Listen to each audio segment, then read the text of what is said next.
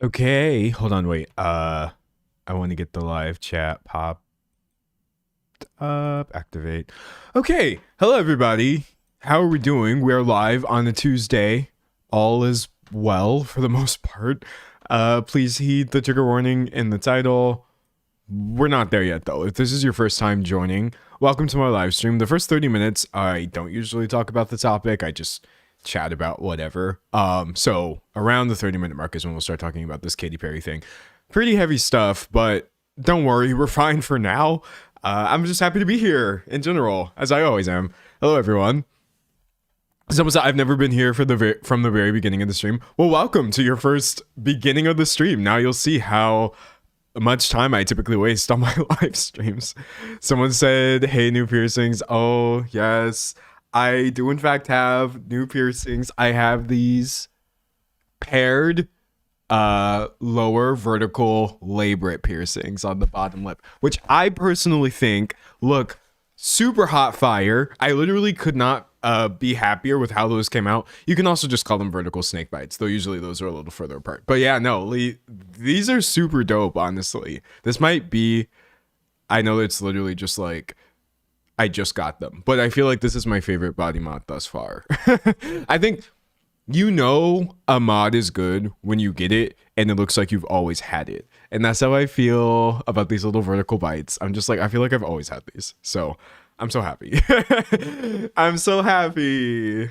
Someone said very pretty. Thank you. Thank you so much.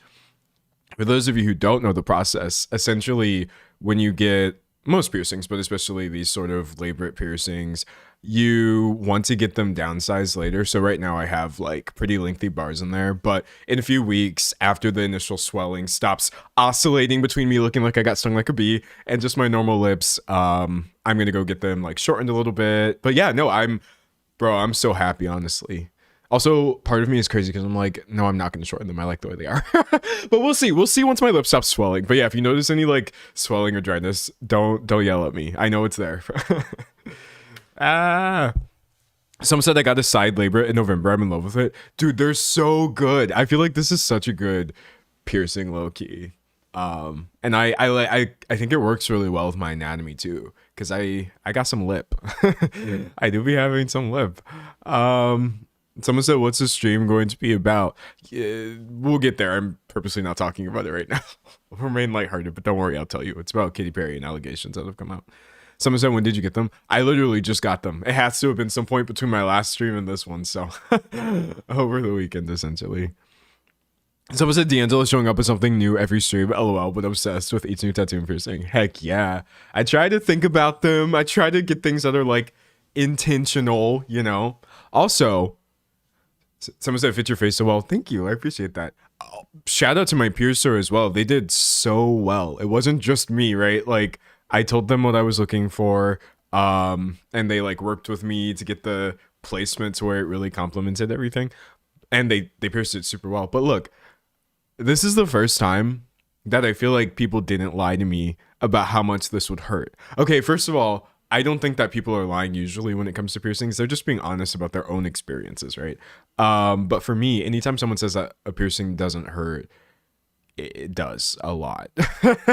But getting number 5 and 6, actually, happy to report, did not hurt as much as I thought it would. Did not hurt nearly as much as anything on neither the nostril nor the septum or either of my lobes, which were almost all supposed to not hurt except the nostril piercing. But yeah, no, it felt really uncomfortable, obviously, but it was pretty short-lived.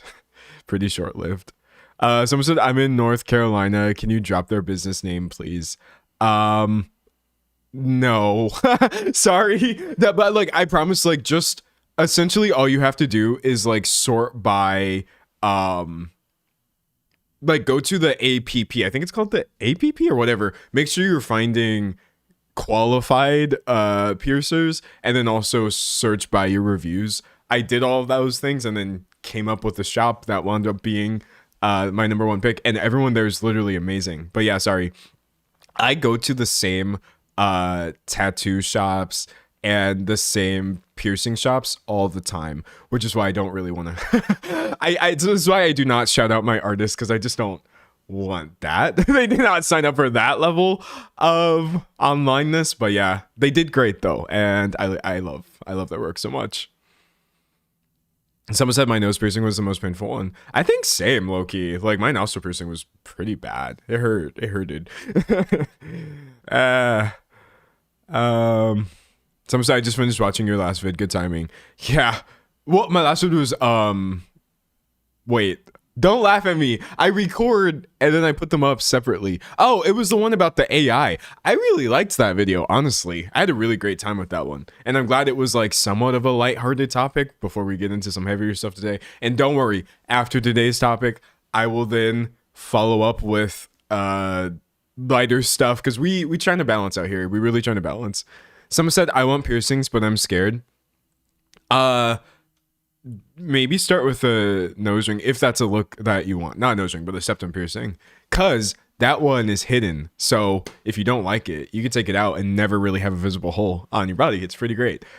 It's pretty great. Also, I saw someone in chat say, I promise you can find a piercer as good as mine. And you can.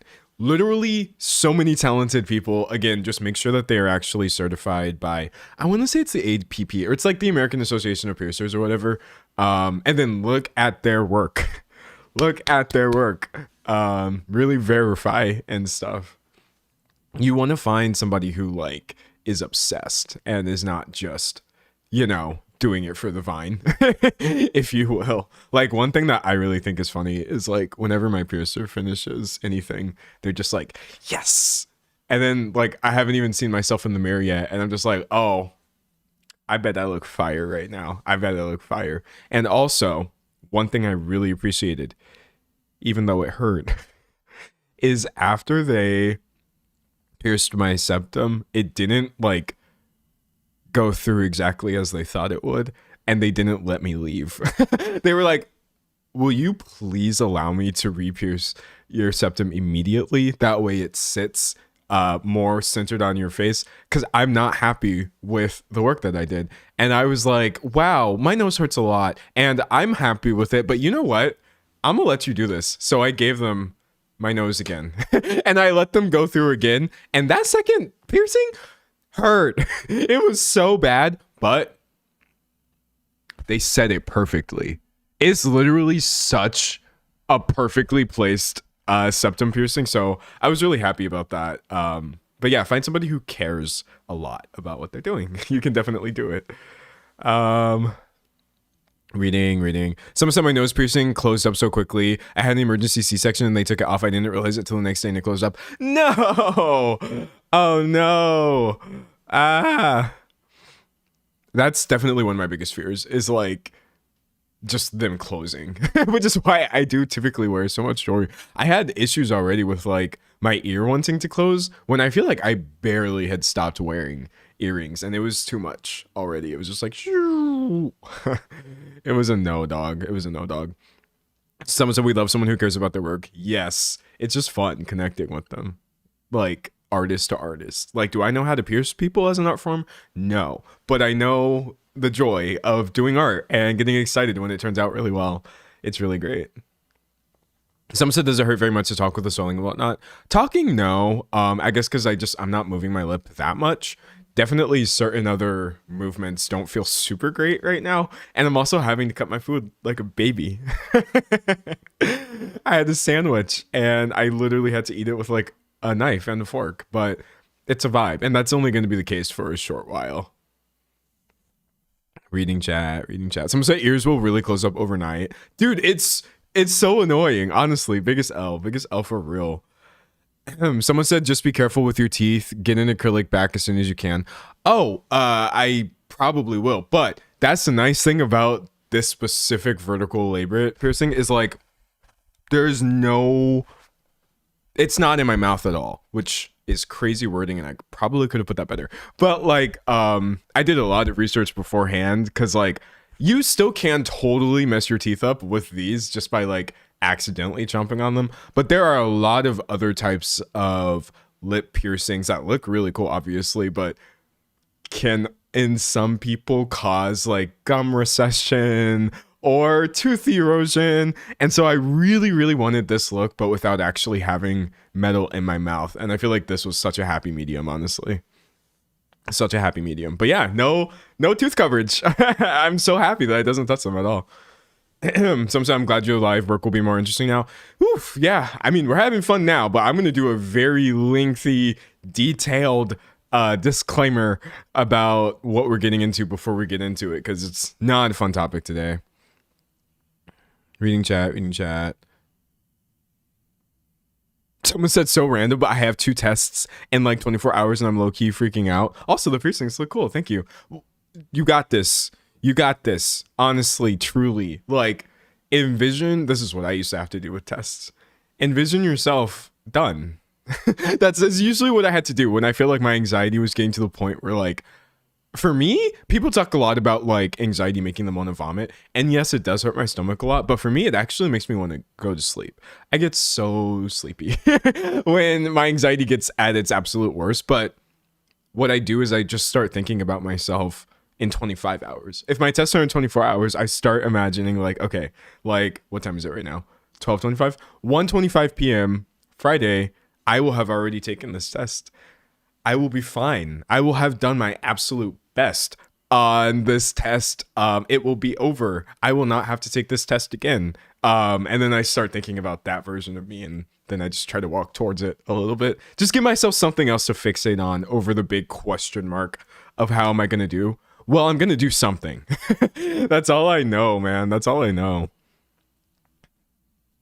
Someone said advice on balancing college assignments requiring AI use and morals. Dude, that sucks. Honestly, though, like, I would just do what you're assigned to do, like, in this specific case. But I would also probably raise a complaint. I feel like I would if they were making me use, like, ChatGPT or stuff like that in school. I'd be like, why? That's not what I'm paying to do. But honestly, it's also not your responsibility to do that. It really isn't. So God, that's so weird. Requiring it is crazy. That's crazy, man. Reading.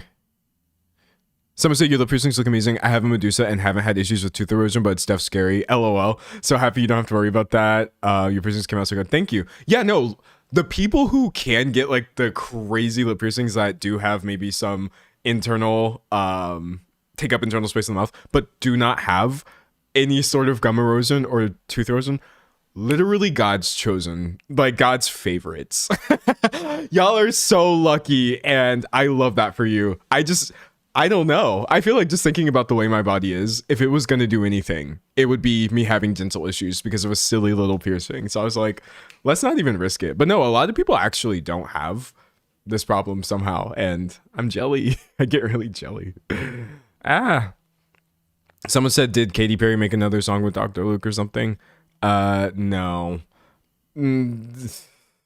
Lord, there's a lot going on there. But hey, we're still in the stalling phase. We are not at the 30-minute mark yet, so we'll get there when we get there. I'm trying to think, like, what else do I have to say? Reading chat. Someone said last week a guy in front of me in the bus was talking out loud to an AI chatbot. Out loud? That's wild, man. I can't. I truly cannot. Someone said, I want my smiley so badly, but yeah, nah, I'm afraid of any potential dental issues. Yeah, no, you should be. Yeah, I know, I'm afraid. I'm too afraid. But I'll still look up to my smiley icons like Alyssa Liu. They can have the smiley for me. People like her. But yeah, it's been a vibe. It's been a vibe, honestly. Someone said, even in the health workplace, AI is running rampant, I fear. Oh, God, that's scary. That doesn't fill me with reassurance, but hey, what can you do, honestly? Someone said thoughts on Justin Bieber's Coachella performance.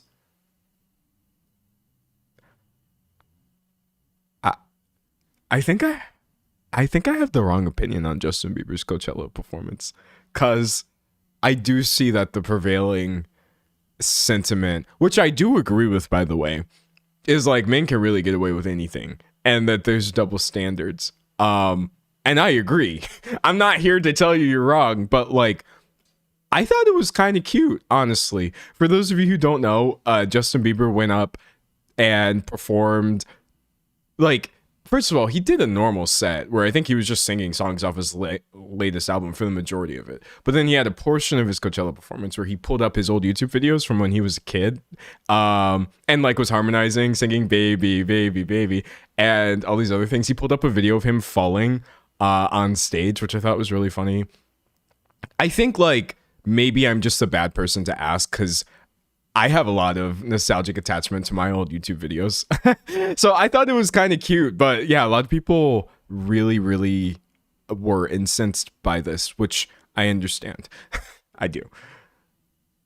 Someone said my mom uses ChatGPT for salad recipes. Salad? Bro. Someone said I love that part of the set. Yeah. That's the thing is like, do the people at the concert enjoy the concert? Because that does matter a little bit more than what people reacting to like a Reddit thread think about it. To me, or at least that's my POV as a concert goer. Like, as long as I had fun for what I paid for, I don't care what the performer's doing. But that's just me, honestly. Someone said Jesus died for your sins. He did. Who told him to do that? Honestly, that was so extra of him. Jesus love bombed me by doing that. I did not ask anybody to die for my sins because they're gonna have to die a lot. Considering all the sins I've got on my rap sheet, Jesus gonna have to die probably a second time for me. Reading. Someone said apparently there are many old videos of him saying the N-word. I didn't know that. I don't really like him. Yeah, no, I'm not excusing Justin Bieber's personal actions. I'm literally just in a box referring to his Coachella performance because that's what I was asked about. But like that being said, like the double standards are still real. Like if anybody else on that Coachella stage, Sabrina Carpenter, for example, right? She had a whole thing, which I didn't watch. By the way, I haven't watched almost anything from Coachella because I don't care. But like, if she was just up there playing YouTube videos and singing along to them, I think there would be the conversation would be a lot different. I don't think people would be as quick to find it cute. And so I feel like that's an interesting thing. But I would still find it cute. I love YouTube. YouTube videos are a part of my journey and multiple people's journey. So yeah, I was the target audience for what JB did up there, and that's probably why I liked it. It was fun. And someone said what happened at the Coachella performance, Justin sang along to his old YouTube videos for a portion of his set, which people found to be incredibly lazy. And to be fair, it was so like, he was literally doing what I'm doing right now. He was live streaming. And I was like, this is so funny. What is anything anymore? Reading. Someone said, why don't people like Justin Bieber? Like, was he abusive or something? Okay, so I don't really remember what it is. I know that when Justin Bieber was a teenager, he has videos of him being racist beyond belief, talking about one less lonely, but he replaced that word with the N-word, hard R. He was also like, was he like 13 in that video, y'all? I don't remember how old he was. I will say, like, obviously it's a racist video of Justin Bieber being racist. I don't think I've seen anybody say he was racist past that point. If he was, I don't know about it. I think also people talk a lot about like his relationship, but again, you know me, because I don't actually follow like relationship drama and entertainment news. I don't really know anything about like Justin. His wife is Hailey Bieber, right? And then people talk a lot about Selena Gomez, and I have no idea what's going on there. I usually either see people saying that Selena Gomez is a bad person, or that Hailey is a bad person, or Justin R, or some combination of these three people, and I'm just like, who cares? They're each married to other people. The Justin, Selena, and Hailey thing really goes over my head personally. Maybe I'm just too ace for this. I'm too A-ro. I'm just kidding. But like, maybe I'm not kidding, honestly. Someone said how he treats his wife.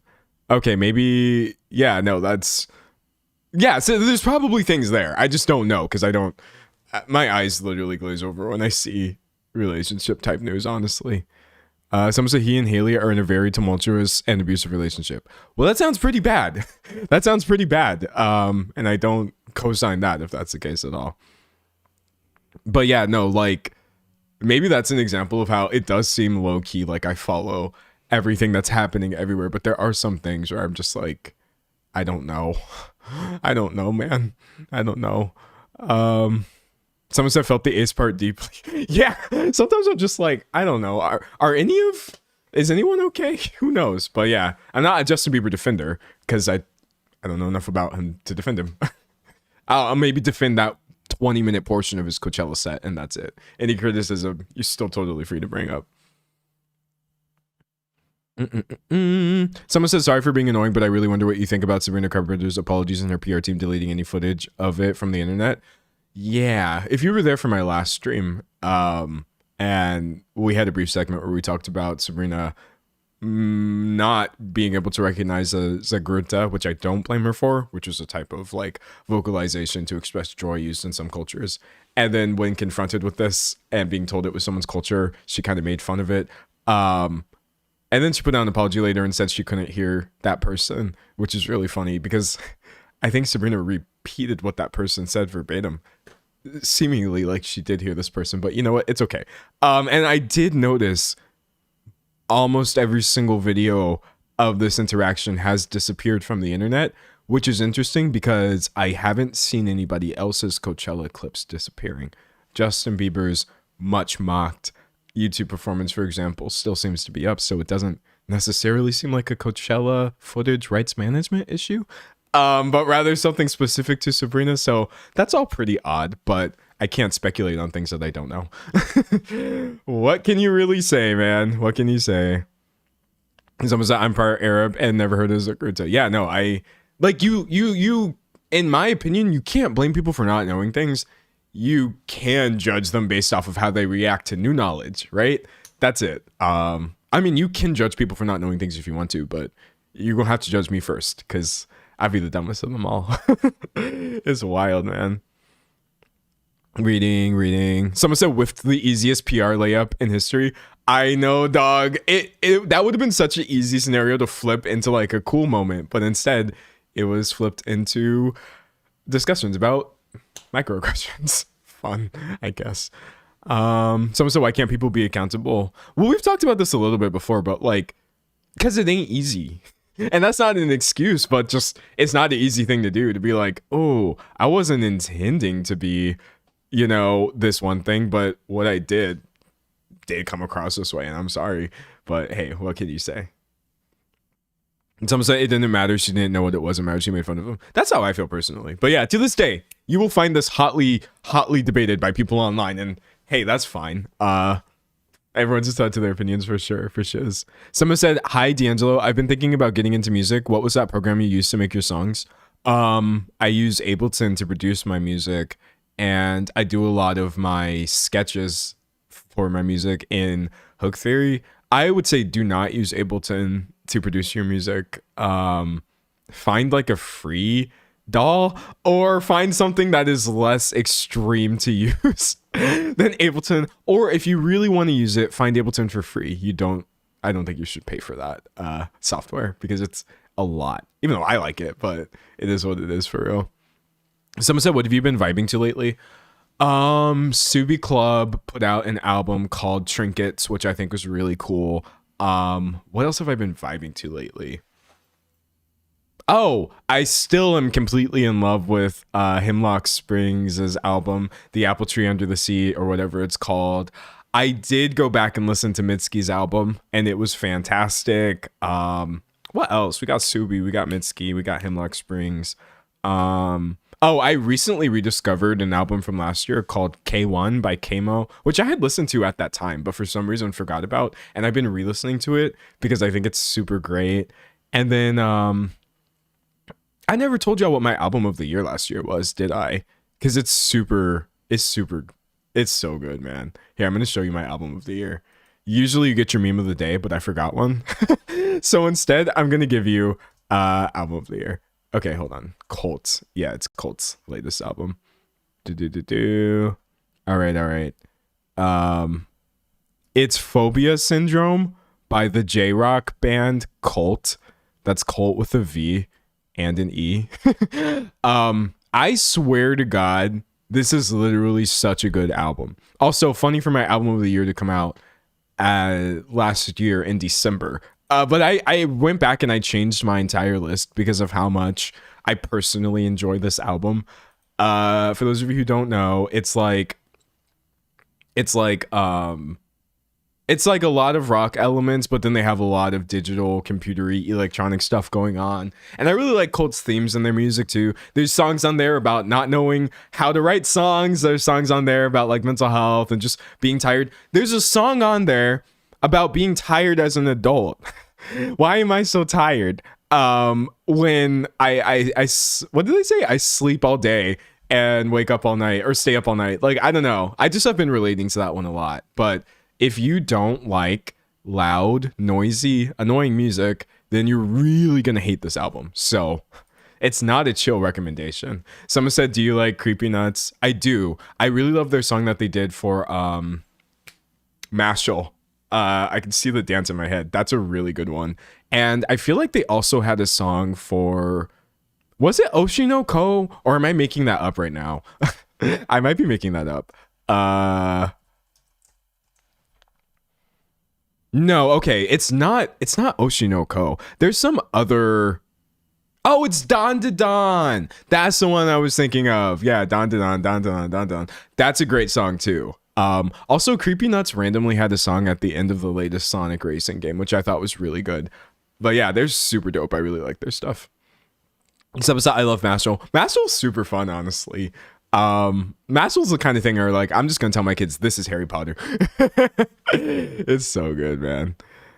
So I know they have them for Don to Don. Yeah, that's the one I was thinking of. Someone said, who is Ruby Rose? We're gonna get into that. Oshinoko was Yoasobi. Yes, I mean they're super dope too. Still though, I'll end this music discussion by saying hands down, point blank, period, never gonna change. My favorite J-Rock outfit of all time will always be Queen Bee. I'm sorry. The song that the band did for Oshinoko Mephisto was so good. And Abu-chan, the lead performer of Queen Bee, I swear to God, man, she's just like too good to exist. It cannot be real when you listen to this person's voice and you're just like, what is happening? What's happening to me? But yeah, hands down, Mephisto was the best song, in my opinion, to come out of Oshinoko, and that's saying a lot because I'm pretty sure all the songs from that have been dope so far. But yes, Queen Bee fan pretty much forever. I can't lie. I really can't lie about that one, chat. God. Someone said, I adore Queen Bee. Yes, let's get some hype, honestly. Let's get some hype, man. Someone said, did I miss the Katy Perry topic? No. Okay. All right, chat. All right. I'm gonna rename my live chat so that it's more specific. I put trigger warning and essay, but I'm gonna say Katy Perry's allegations have followed her for over 20 years.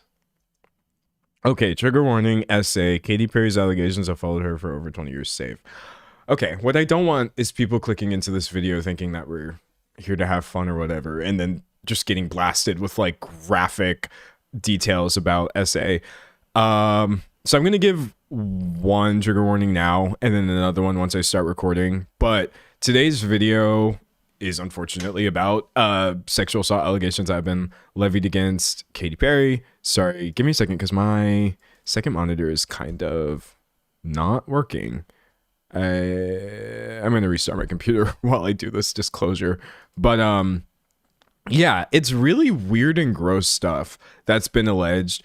And yes, the thing is happening where people are saying like, oh, well, how can you trust the person coming forward or whatever? But the reason that I'm talking about this is because after this person made their allegations, you had a bunch of other people coming forward and bringing up old things about Katy Perry that I genuinely did not know. I guess like I vaguely in my mind had this notion that she was like weird, or like she had done something weird on American Idol this one time or whatever. But actually, like looking up what people are saying, have said, what people were caught on camera doing, etc., it's all really disturbing and icky. And it's the kind of thing where like there's never an excuse, but people are excusing it a lot, which is unfortunate. Someone said it's very graphic. Yeah, no, unfortunately you're getting, yeah, no, it's pretty bad. But all right, restarting my PC, hoping that actually lets me use my second monitor this time. Someone said Katy Perry has been weird for years. I ain't forget about her weirdness towards Justin Bieber. You shouldn't forget. Yeah, that's going to be part of my, sorry chat, give me a second. That's going to be part of my outline as well, of just like, people do forget, people do excuse it. And like, I don't know if I'm going to get into this in the video too much, but like, I really don't love like the reverse the roles scenario or thing that people always say, like, oh, well, imagine if Katy was a man. We don't have to imagine. We do know that men get away with the same things all the time and keep their careers. I think what bothers me is it's more so like I see the excusing of women who are sexual harassers or assaulters as more so just being an extension of misogyny still. Just more so like a symptom of the patriarchy, in that women can't possibly have this sort of power. This isn't a thing that a woman could do. And also really like legitimizing their agency and making them seem like they're completely harmless and stuff like that. So when I do say like there is totally a conversation to be had about why are people sometimes more likely to excuse things if the person who's doing these things is a woman, it's not just because like, oh, women, they get away with everything. No, it's the same reason, low key, that people excuse it if it's a man. But yeah, I hate that aspect of it a lot. And that's why I'm always really careful when I come into it to not just be like, oh, yeah, you know, and I don't sound like one of those guys. It's literally patriarchy and misogyny all the way down. It truly, truly is at the end of the day. Okay, chat. Well, fun fact, now my second monitor isn't like letting me log in. Oh, never mind. JK. We so fixed it. We totally fixed it. Someone said, it's hard because I liked her music growing up, but I definitely stopped listening to her when the Justin Bieber stuff came up. Still impossible to get away from her music.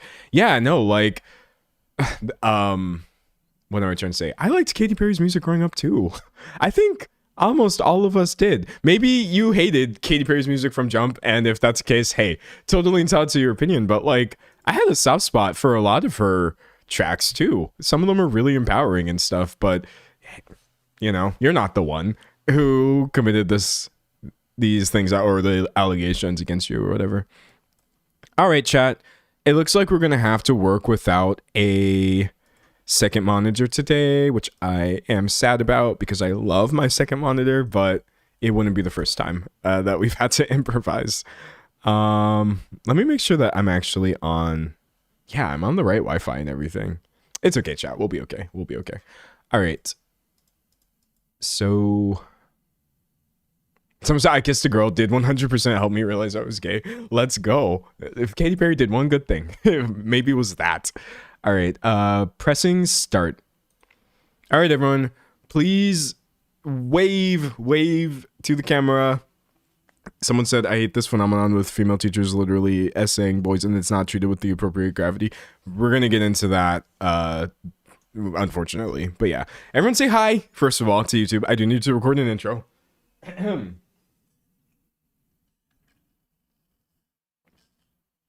got to stay hydrated.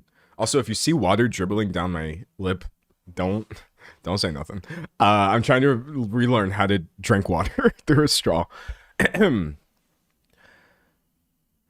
If somebody has 20 years worth of allegations following them around, not just allegations, but also them harassing people on camera, I think it's safe to say there should have been some sort of career repercussions. But in this case, because the question in person is Katy Perry, I think the biggest criticism people lodge against her is that she's annoying, which is not a valid criticism in my opinion.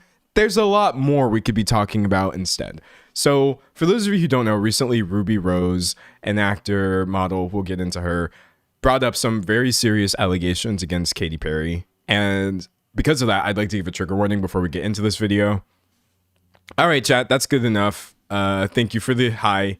We can edit that. We can work with that. No more highs. But yeah, I have to give a trigger warning for sexual assaults, sexual harassment, including graphic details of said assault coming from Ruby Rose's allegations. In general, I'd say someone said question in person. Oh, did I say the question in person? Wait, I'm going to re-record that line. Nah, I'm going to re-record that line. What was the thing that I said before that? I said usually if you have these allegations against you, there should be some sort of career repercussions. Okay, recut. But because the person in question is Katy Perry, actually it seems people mostly just make fun of her for being quote unquote annoying, which is not a valid reason. Turns out there's a laundry list of other things I think we should be talking about instead. Okay. Done and done. Thank you for the correction, because I would have been going back over this like, why? Anyways. So yeah, let's just get into it, unfortunately. So it's interesting that we were, hold on, they're gonna make me log into Threads. Sorry, chat. Instagram be like, okay, I think I'm logged in. Oh Lord, what is my profile picture on here? That's not relevant. Okay, sorry. There's a lot going on, man. I did this on my other computer, so I didn't have to log into anything.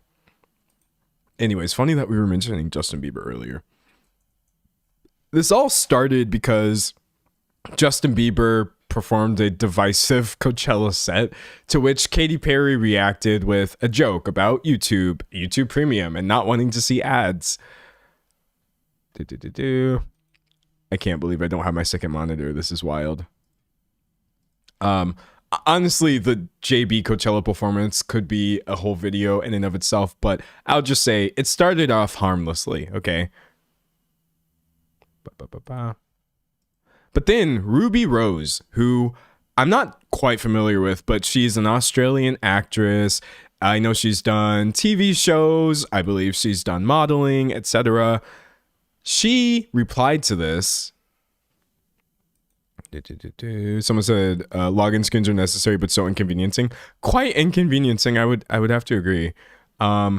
She replied to this post and said, Katy Perry sexually assaulted me at Spice Market nightclub in Melbourne.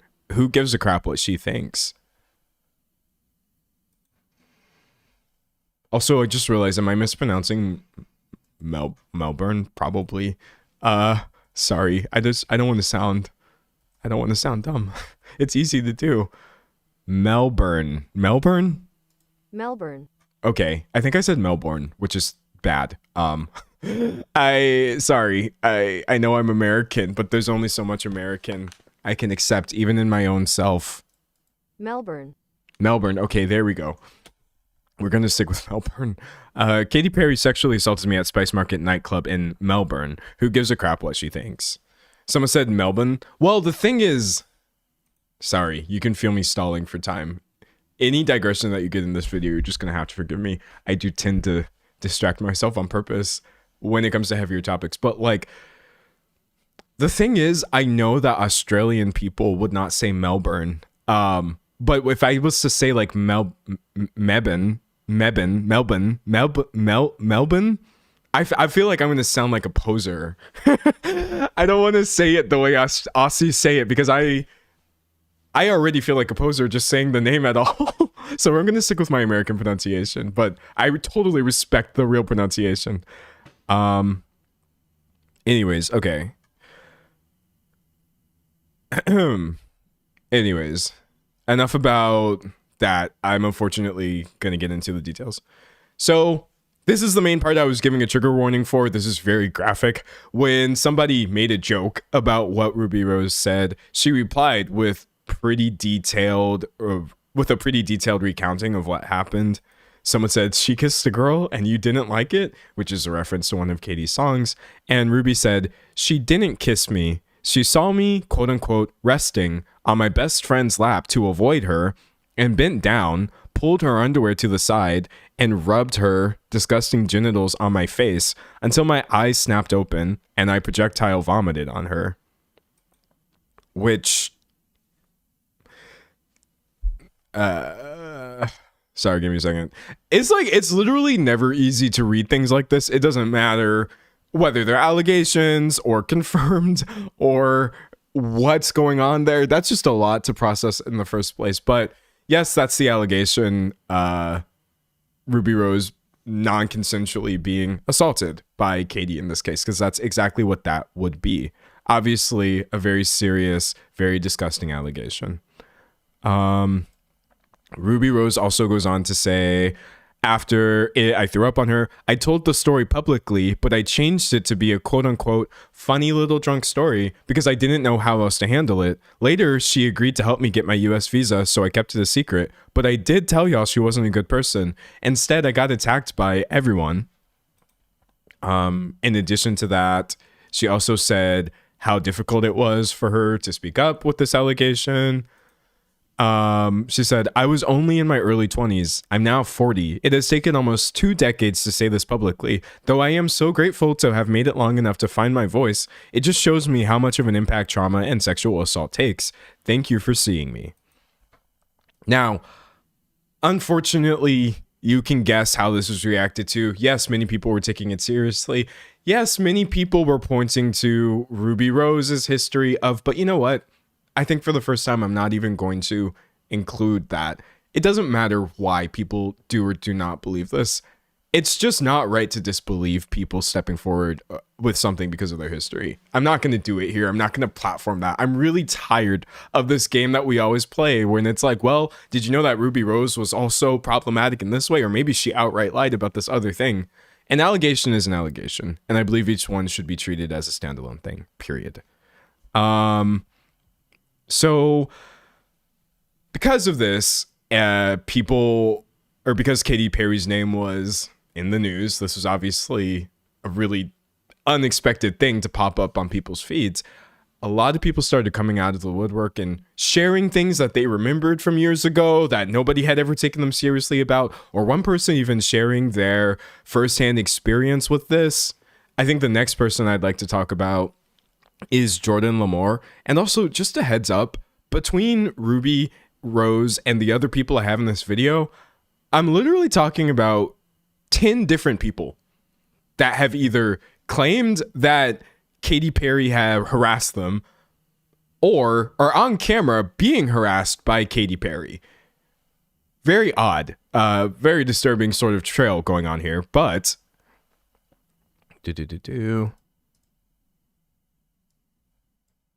gonna pull this up.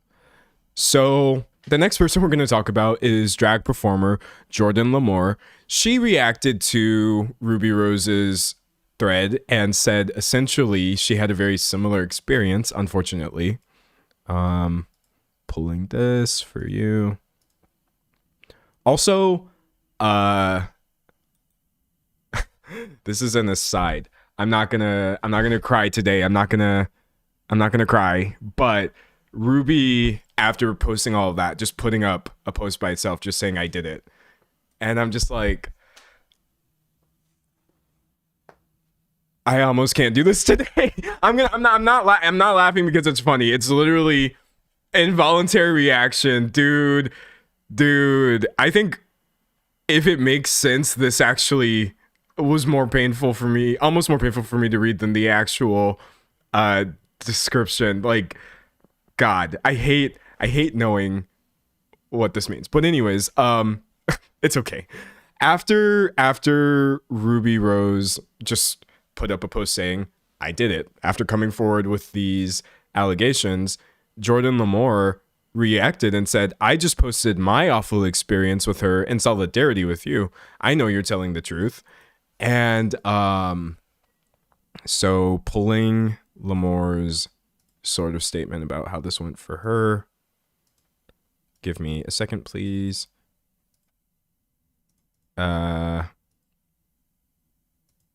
okay, wait. I have the wrong link here. Hold on. I have a lot of links in this doc. I'm going to find what I'm looking for.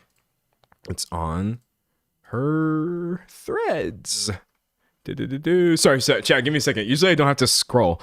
But I'm going to find it this time.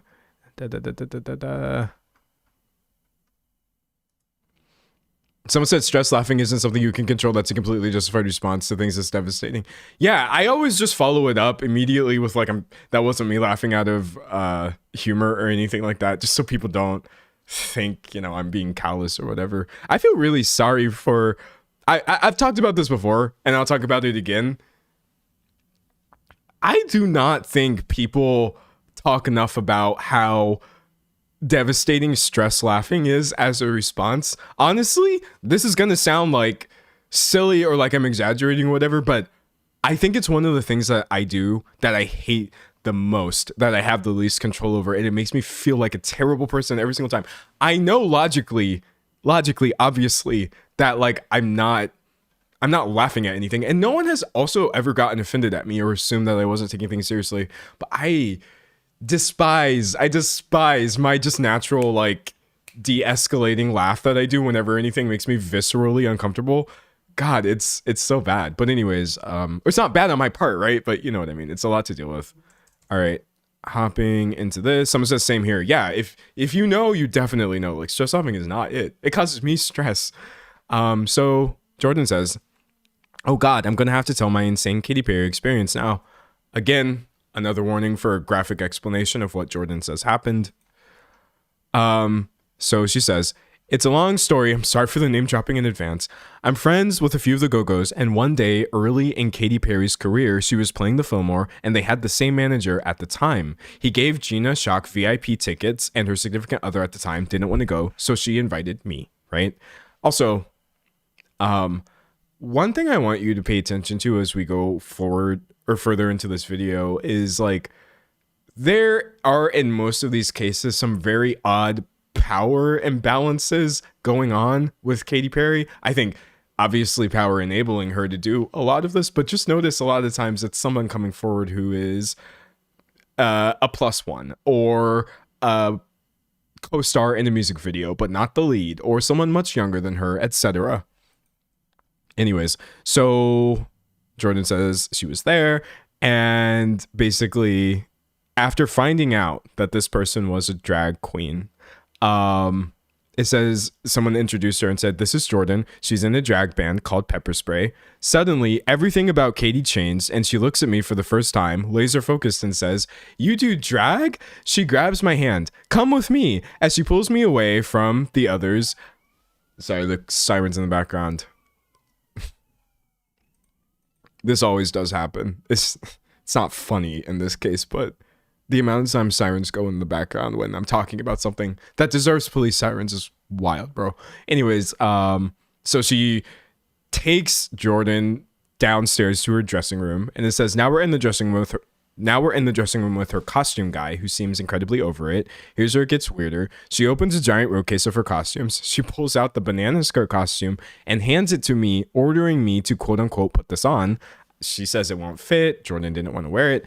That's when she starts pulling my shirt off, and I'm starting to feel super uncomfortable. I'm like, stop, but she's not stopping. I'm looking at her costume guy, who's looking at me like this happens every night, and I'm like, WTF is even happening right now? At this point, her manager comes in and basically shuts it down while she's starting to pull at my jeans. He's like, "Katy, you have to go sign the posters for the girls upstairs. We don't have time for this." And he leads her away while she's arguing with him. I feel relieved that I'm not going to be forced into a Tutti Frutti costume that absolutely won't fit me, and I'm shaken. I go back upstairs and find Gina, and we leave. Gina is as weirded out as me. How the hell do you not care about this absolute legend of a drummer, but suddenly a drag queen is the most exciting thing in the world?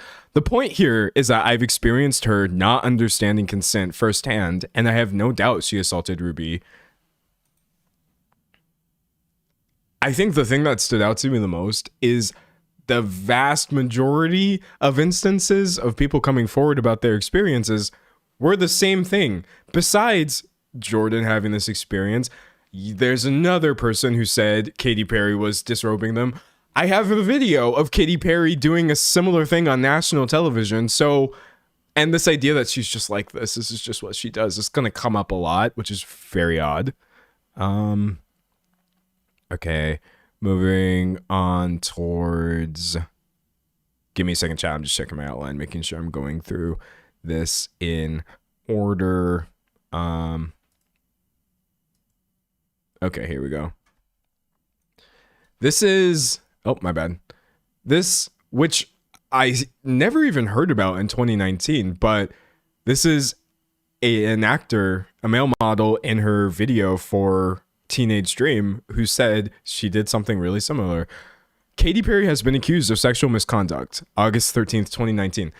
Did this completely go over anybody else's head? Because I was definitely active in 2019, but I quite literally do not remember ever hearing anything about Katy Perry being accused of sexual misconduct.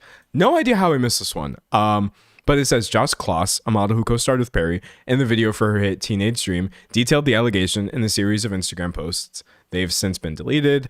But anyways, it says Kloss shared the story of how Perry allegedly pulled the waistband of his pants to expose his genitals at a party. He says the incident took place following the end of Perry's relationship with comedian Russell Brand. When I saw her, we hugged and she was still my crush, he wrote. But as I turned to introduce my friend, she pulled my Adidas sweats and underwear out as far as she could to show a couple of her guy friends and the crowd around us my genitals. Can you imagine how pathetic and embarrassed I felt? He then goes on to say, happy anniversary to one of the most confusing, assaulting, and belittling jobs I've ever done. Someone said, I heard about it. He was victim blamed, of course. Yeah, that's my next point in this outline. So, again, another disturbing allegation, bizarrely similar to Jordan's recent allegation. But how did people react to this? Pulling this right here. I don't even know who this person is, if I'm being honest. Wujek would be what? Former creative consultant for America's Next Top Model. Okay, the person whose party it was reacted and said, I'm not about to let you make allegations against I'm not about to let you make accusations against my friend like this, Wujek said on Instagram. This is such BS. Katy would never do anything like that. The stylist said Kloss has an ongoing obsession with Perry and that he'd be praying for him. Jewelry designer Marcus Molinari, also a good friend of Perry's, hit back at Kloss, calling him a liar.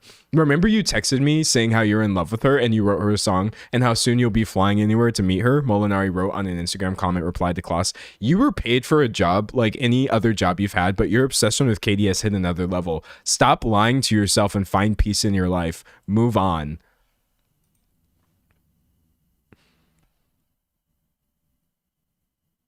I think like both of these, it's just I think what's so annoying about when people try to downplay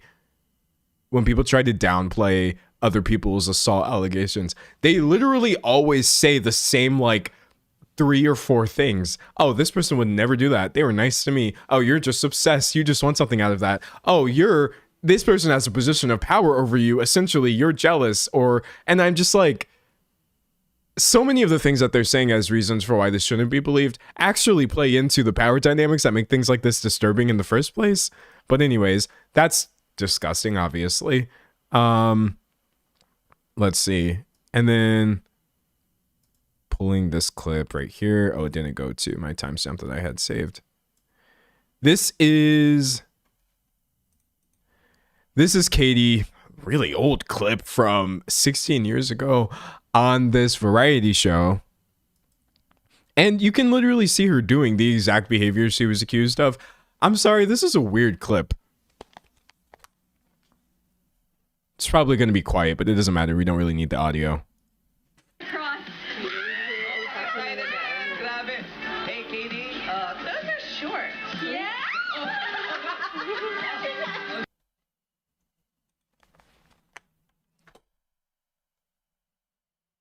Yuck. I don't even really know what to say to that. I don't want to watch it again. I hope you caught it the first time.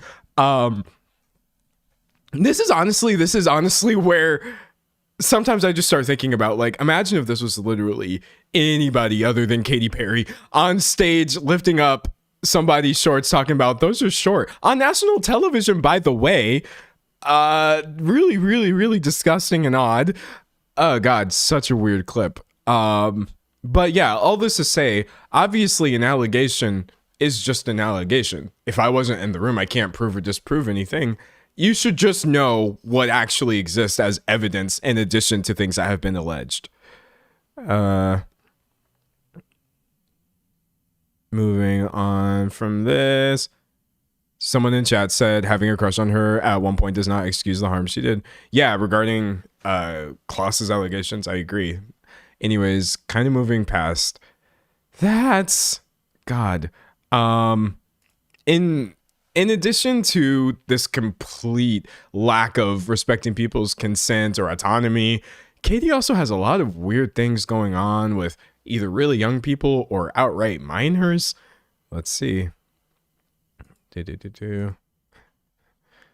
Fans will make excuse for this clip right here where she's introducing Bo Burnham all the way back in 2008 when he was only 18. And this is her introduction for him. Wait, I might have to turn this up for y'all.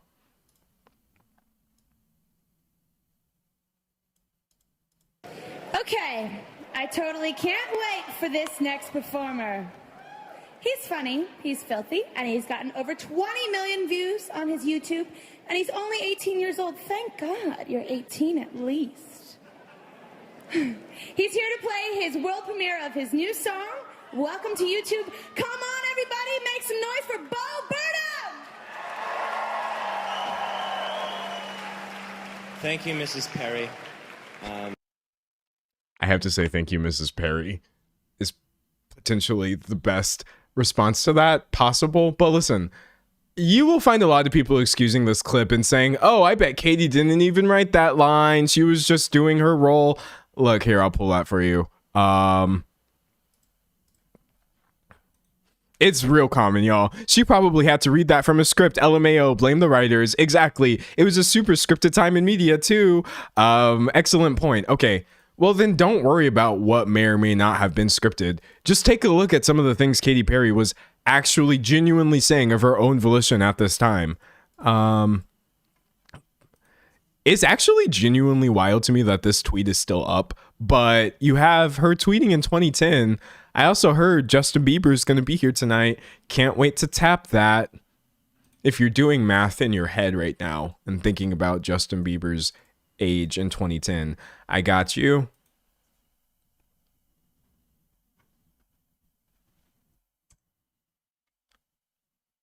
I say what you will about it being a different time or whatever, but just know that I don't want to hear it. This was weird then, and it is weird now. This is an actual tweet that is on her profile currently, okay? Also, with regards to Justin Bieber, unfortunately, it goes a lot further than that. Pulling this clip.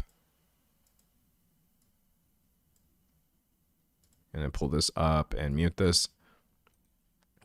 Just a couple years later, when he was 18, she apparently met him at this event and saw fit to grope him while hugging him, which is just disturbing and weird, obviously. The things that you can get away with when there's essentially, when the things that you're doing are not actually commonly interpreted by the masses as harassment or assault, are actually crazy. They're just normalized and seen as funny or quirky or just Katy being Katy. But like, all of these things should have been called out. Reading chat. Someone said that's so awful. Yeah, no, it's nasty. These things are on camera. I really can't stress that enough. Also, regarding, or I guess since we're still here, while Katy was on her California Dreams tour, this would have been all the way back in 2011, she invited a 14-year-old fan on stage. And when I tell you that so very few things at this point, like, surprised me, I was genuinely surprised that this clip is on the internet and more people aren't aware of it. Let's see. Pulling my source. One sec, chat. I need to make sure I have it. Okay, great. Unmuting. Probably gonna have to fix the audio for you. Volume. The joys of streaming. I wish there was a more fun topic. All right, here.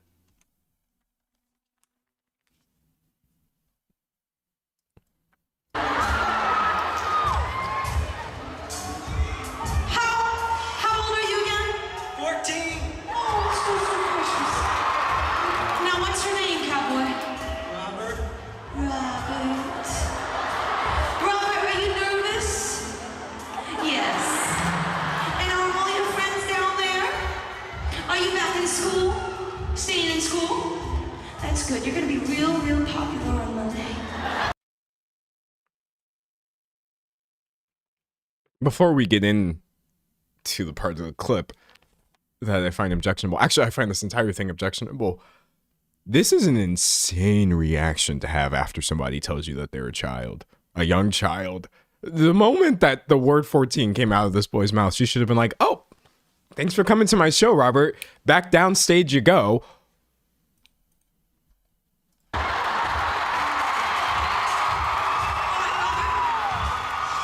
listen, I don't know. This is gonna be awkward in front of your father, but have you ever been kissed?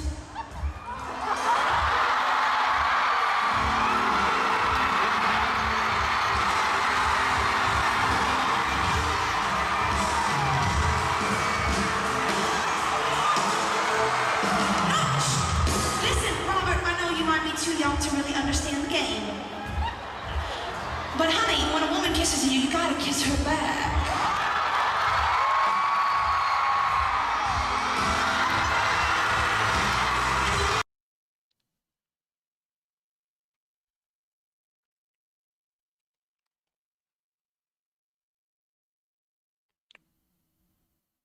I literally thought it was AI.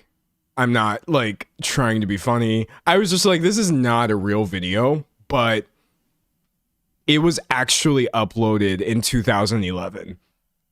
So that's just been on the internet, I guess.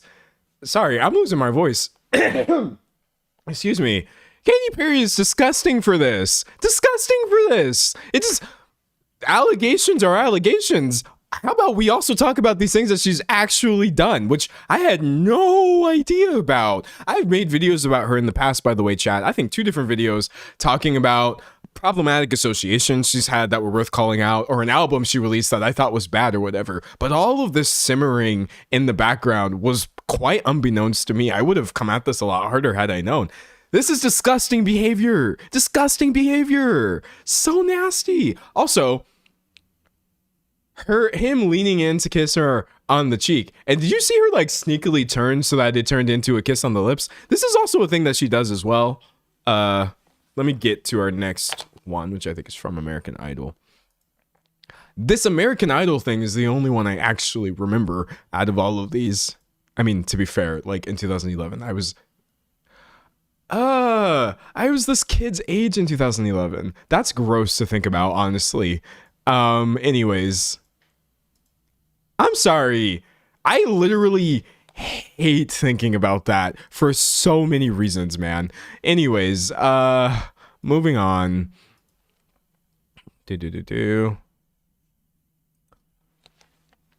So you're gonna notice she's pulling out the same behavior, the Katy playbook at this point. Fast forwarding to right here. Oh, I'm gonna have to turn that up, honestly. Hold on. Volume. We'll try 300. We'll try like 280. It might be a little quiet, chat, but it's okay. Come here right now. No, I've never.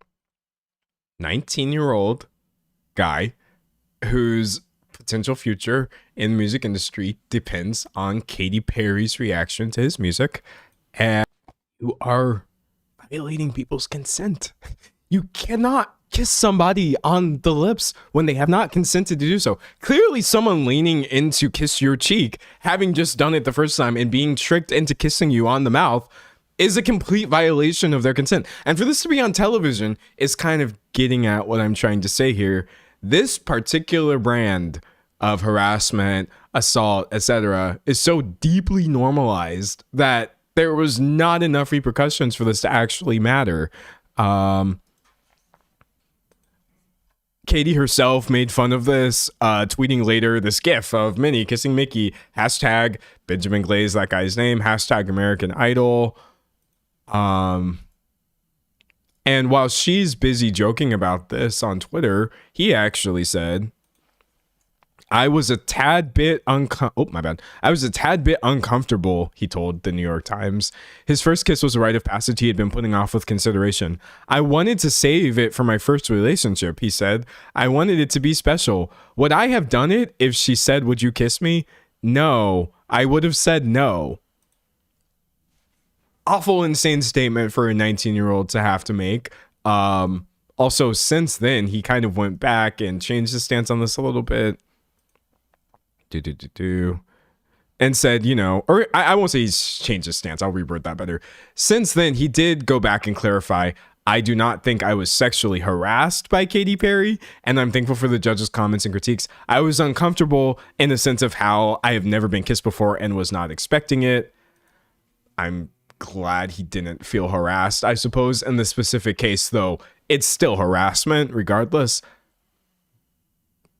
Now, I'm going to include this in the video. Take everything I said about this guy and put it in a box, because all of those points do stand. But Benjamin Glaze, this guy specifically, really can go kick rocks and flip-flops, because, let me see.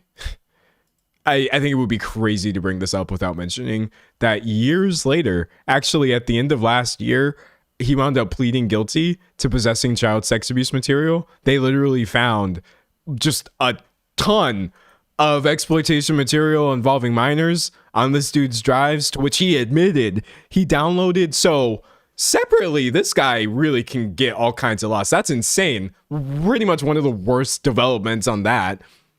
That's insane. Yeah, no, I'm bringing it up now because I don't want all the comments to be like, D'Angelo, that guy had a bunch of child exploitation material on his computer. I'm aware. That's a separate thing, but it's definitely worth mentioning that he's a registered sex offender as well now. Insane. All right. God, there are way too many instances of this. I can't believe we're literally still going, but I actually do have some more that I want to get into. I guess next I will talk about this one. Okay, here we go. I just really want to highlight how the downplaying of all of... Yeah, no, that did take a turn. Anyway, getting back to the main point. Screw that guy. I just really want to highlight how the downplaying of this behavior, I think, is essentially what's allowing it to continue for this long in the public eye, not even being something that Katy Perry is hiding from anybody. Here you have Anna Kendrick talking about her experience meeting Katy for only the second time. Excuse me. All right, I'm going to pull volume. We're going to try. I think this one's pretty quiet.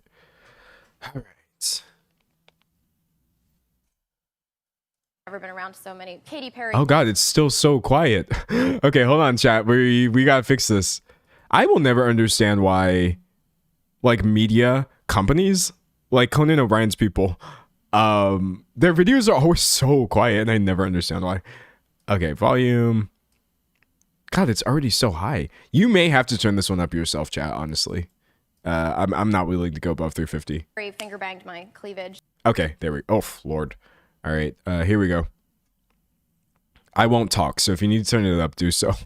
She was really nice. It was a crazy night. I've never been around so many. Katy Perry finger banged my cleavage. It was a weird night. She's very mature.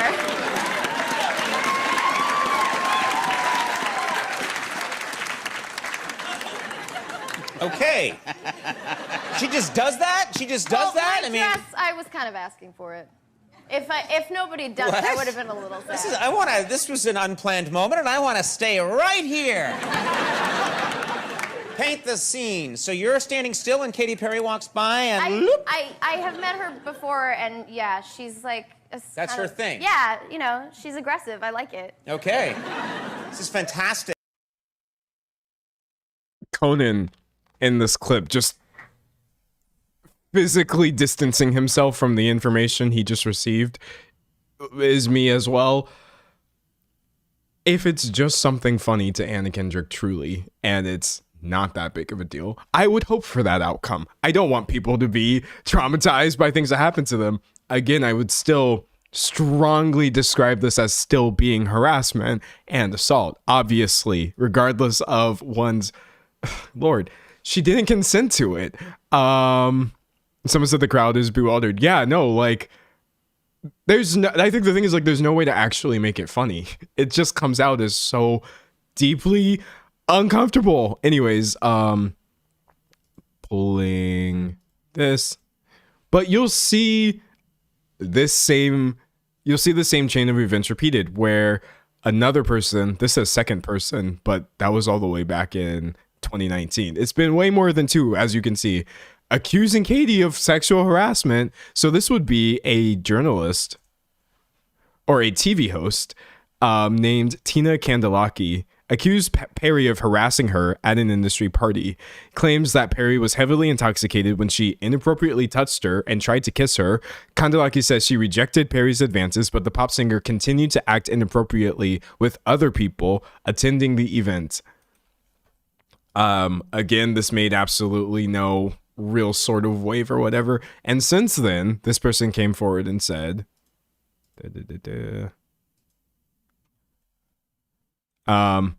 you're gonna have to apologize. You're gonna have to forgive me, accept my apology for using like an auto translate on this Telegram post, but sorry.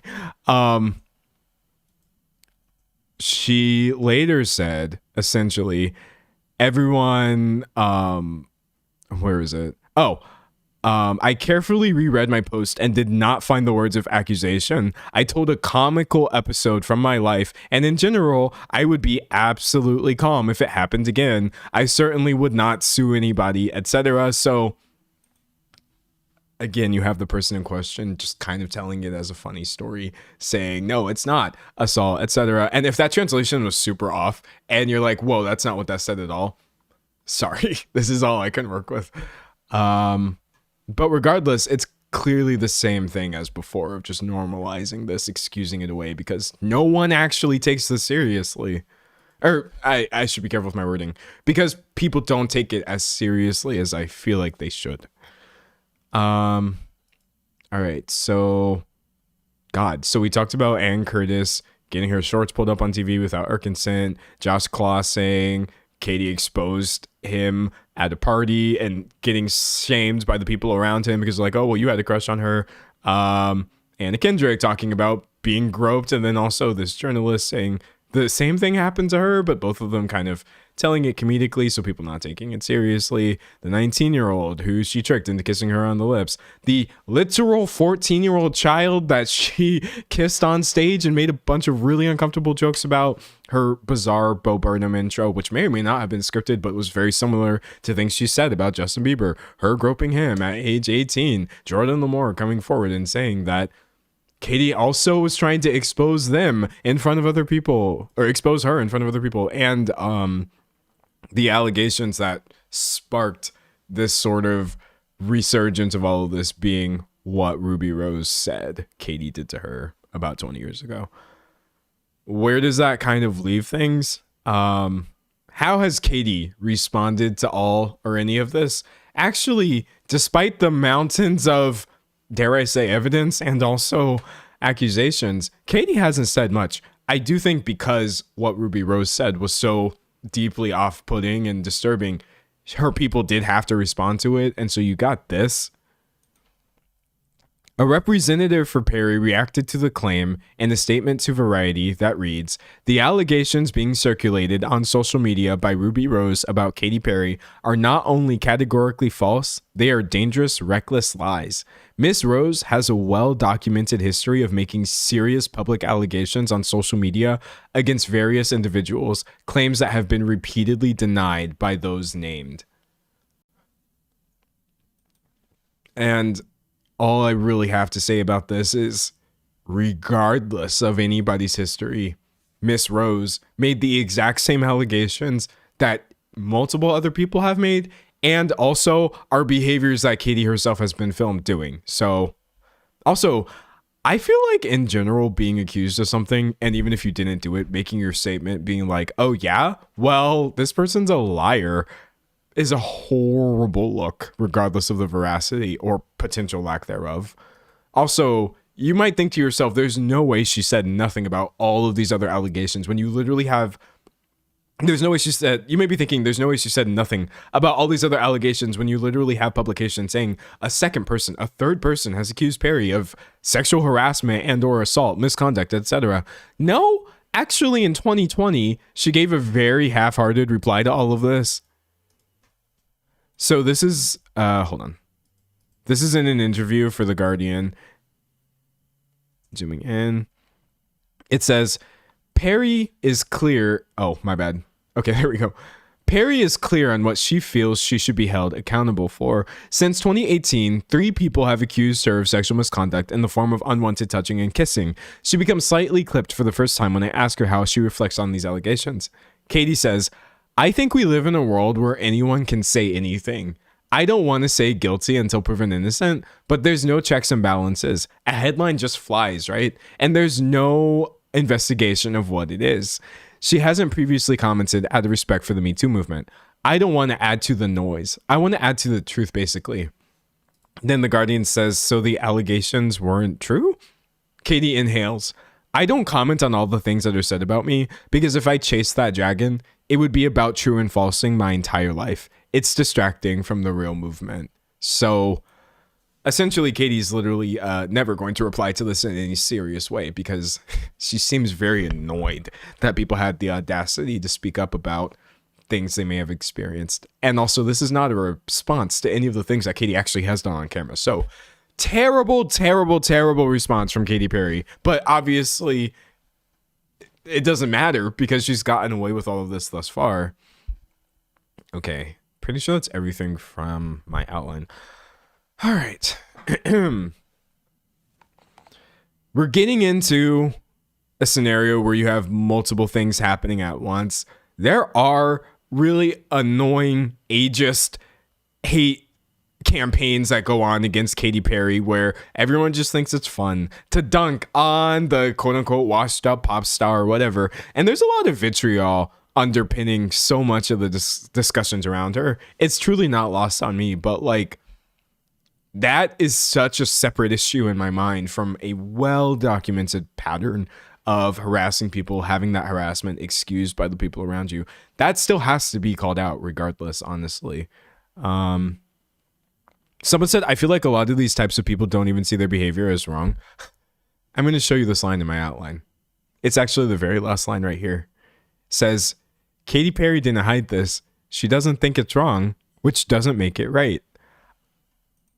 I think that's a key distinction that makes this a little bit different from most of the conversations we have about people harassing or assaulting people. Usually the things that they're doing are seen as wrong, and thus there would be an attempt to hide these things. There would be an attempt to downplay their actions or whatever. But in this case, I do genuinely believe, just based off of her joking about it and her reacting to it, Katy doesn't see anything wrong with anything that she's done, which is, doesn't matter. It doesn't matter at all. Whether she thinks she was just playing around or I don't know, excuse me, just being a party girl or being so random or wacky. Impact, intent, two completely different things. If your impact is that of somebody going around committing sexual misconduct against multiple people, you need to realign your thinking clearly. Reading chat. Someone said, I just got here. I've clearly missed something huge. You missed the bulk of it. Yeah. Lord, you could go back if you want, but hey, I'll cut it into a video. But what I want to know right now, chat, is there anything that you want me to bring up while I'm here, chat, before I wrap this up? Because obviously it's a big topic. There's a lot going on here. Excuse me.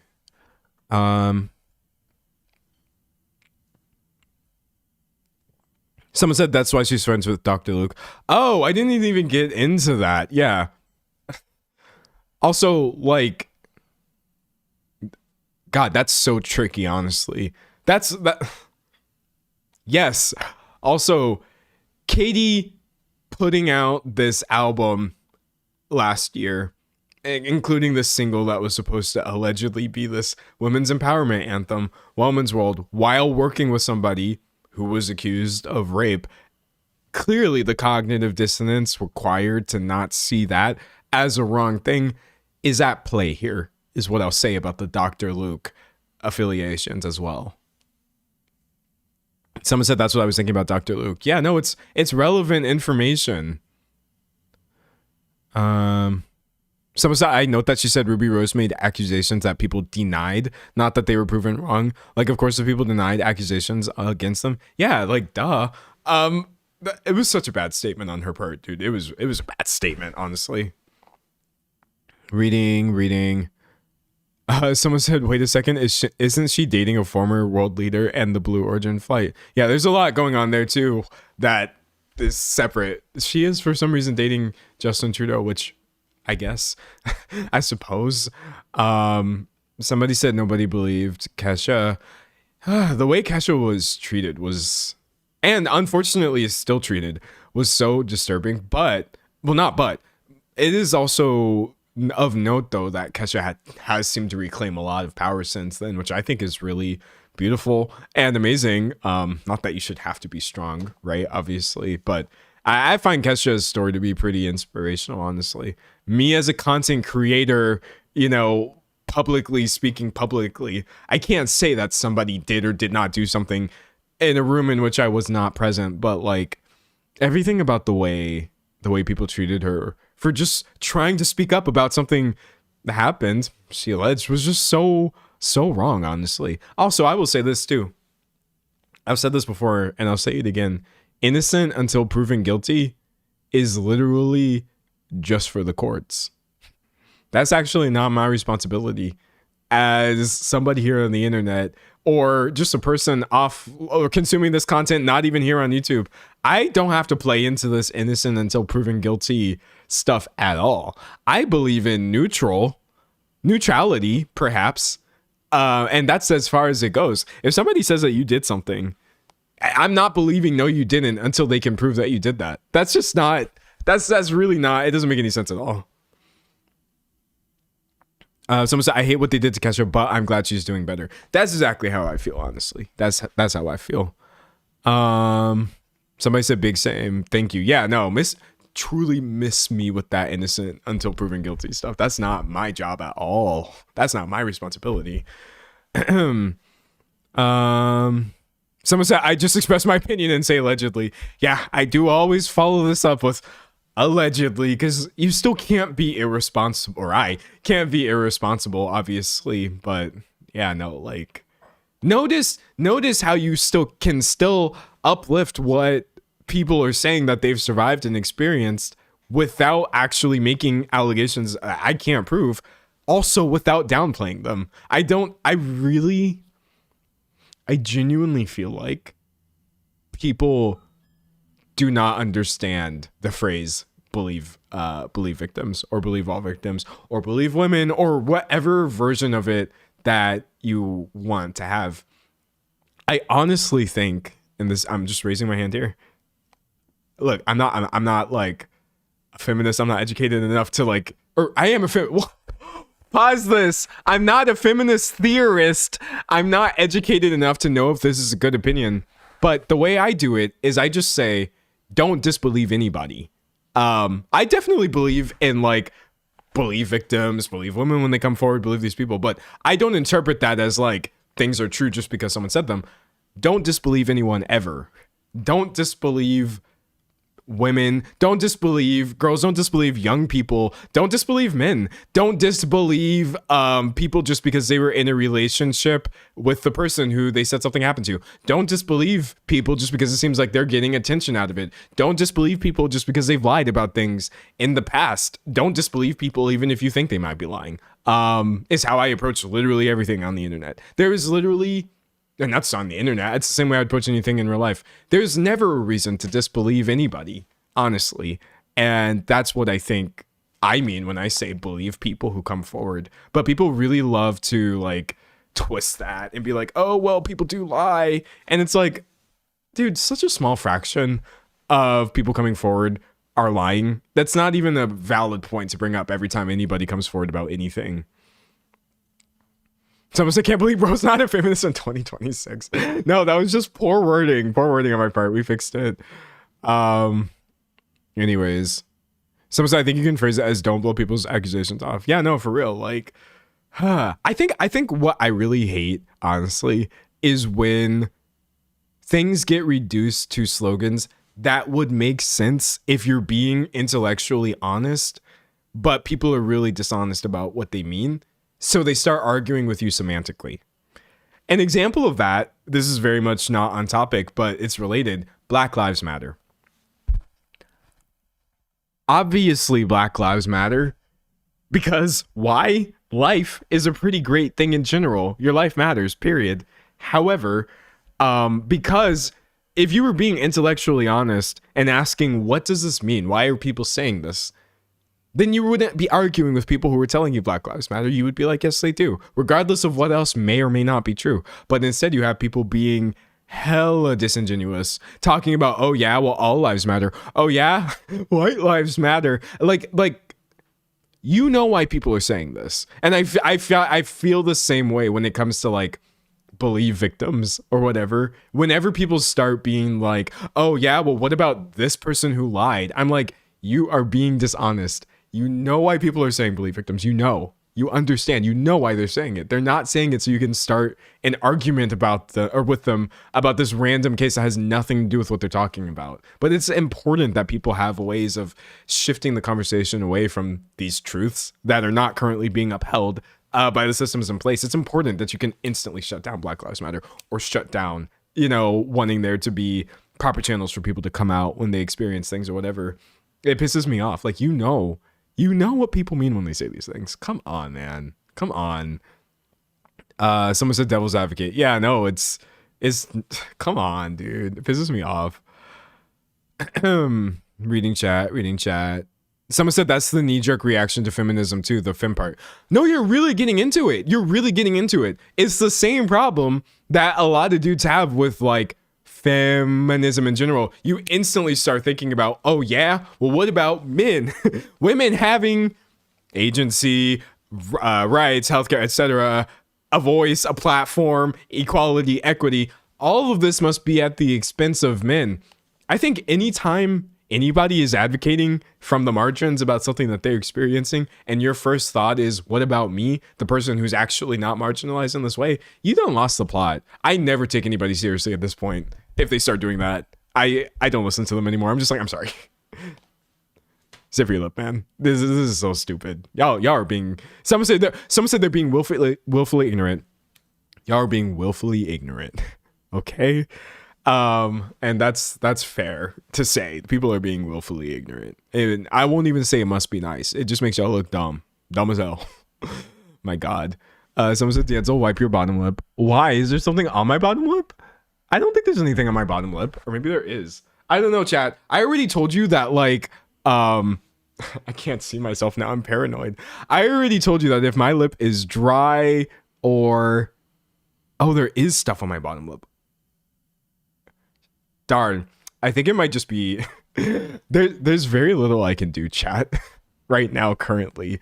I know I'm going to be slightly scuffed until I get this all taken care of. But yeah, don't get too distracted. I swear. Anyway, someone said I just got here. The snake bites. Yeah, they're pretty fire. Anyways, reading. Someone said there's nothing there. Yeah, I don't think it looks that bad on camera. I'll see tomorrow when I'm editing the video, and I'm just like, oh my God, you look like you just did a line, bro. But I don't think it's that bad. I don't think it's that bad. Someone said I can't even see that on my TV. Yeah, no, dude. Look, you always got to accept something. Sometimes there'll be a bump. Sometimes your lips will be a little bit dry. But it is what it is. Someone said they must have high def. The panic in your eyes, trying to find a reflective surface. Yeah, I want to see me. I need to know. I have a little monitor so I know whether or not I'm in the middle of the screen. But like, I can't really see myself in any detail because that's not useful information for me while I'm streaming. Anyways.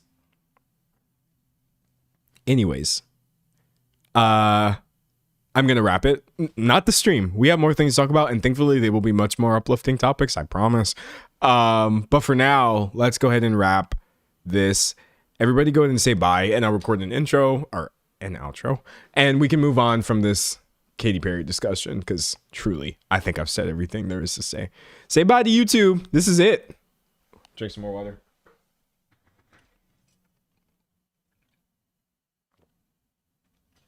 All right. Anyway, that's all I have to say about Katy Perry for now. Definitely not a great place to end it, but there's only so much you can do. Ultimately, every time it comes up, I just want to point out normalizing it is the problem. Normalizing it is the issue. So I hope this video got my point across, which was like, this is hella abnormal. Anyway, I recorded this video live right here on YouTube, where I stream quite frequently, Tuesdays, Thursdays, and Saturdays at 12 p.m. Eastern time. Unless I don't, in which case I'm probably just sleeping or something. I don't know. It doesn't matter. But hopefully I see you in the next stream or the next video. And if not, that doesn't matter at all either. Okay, bye.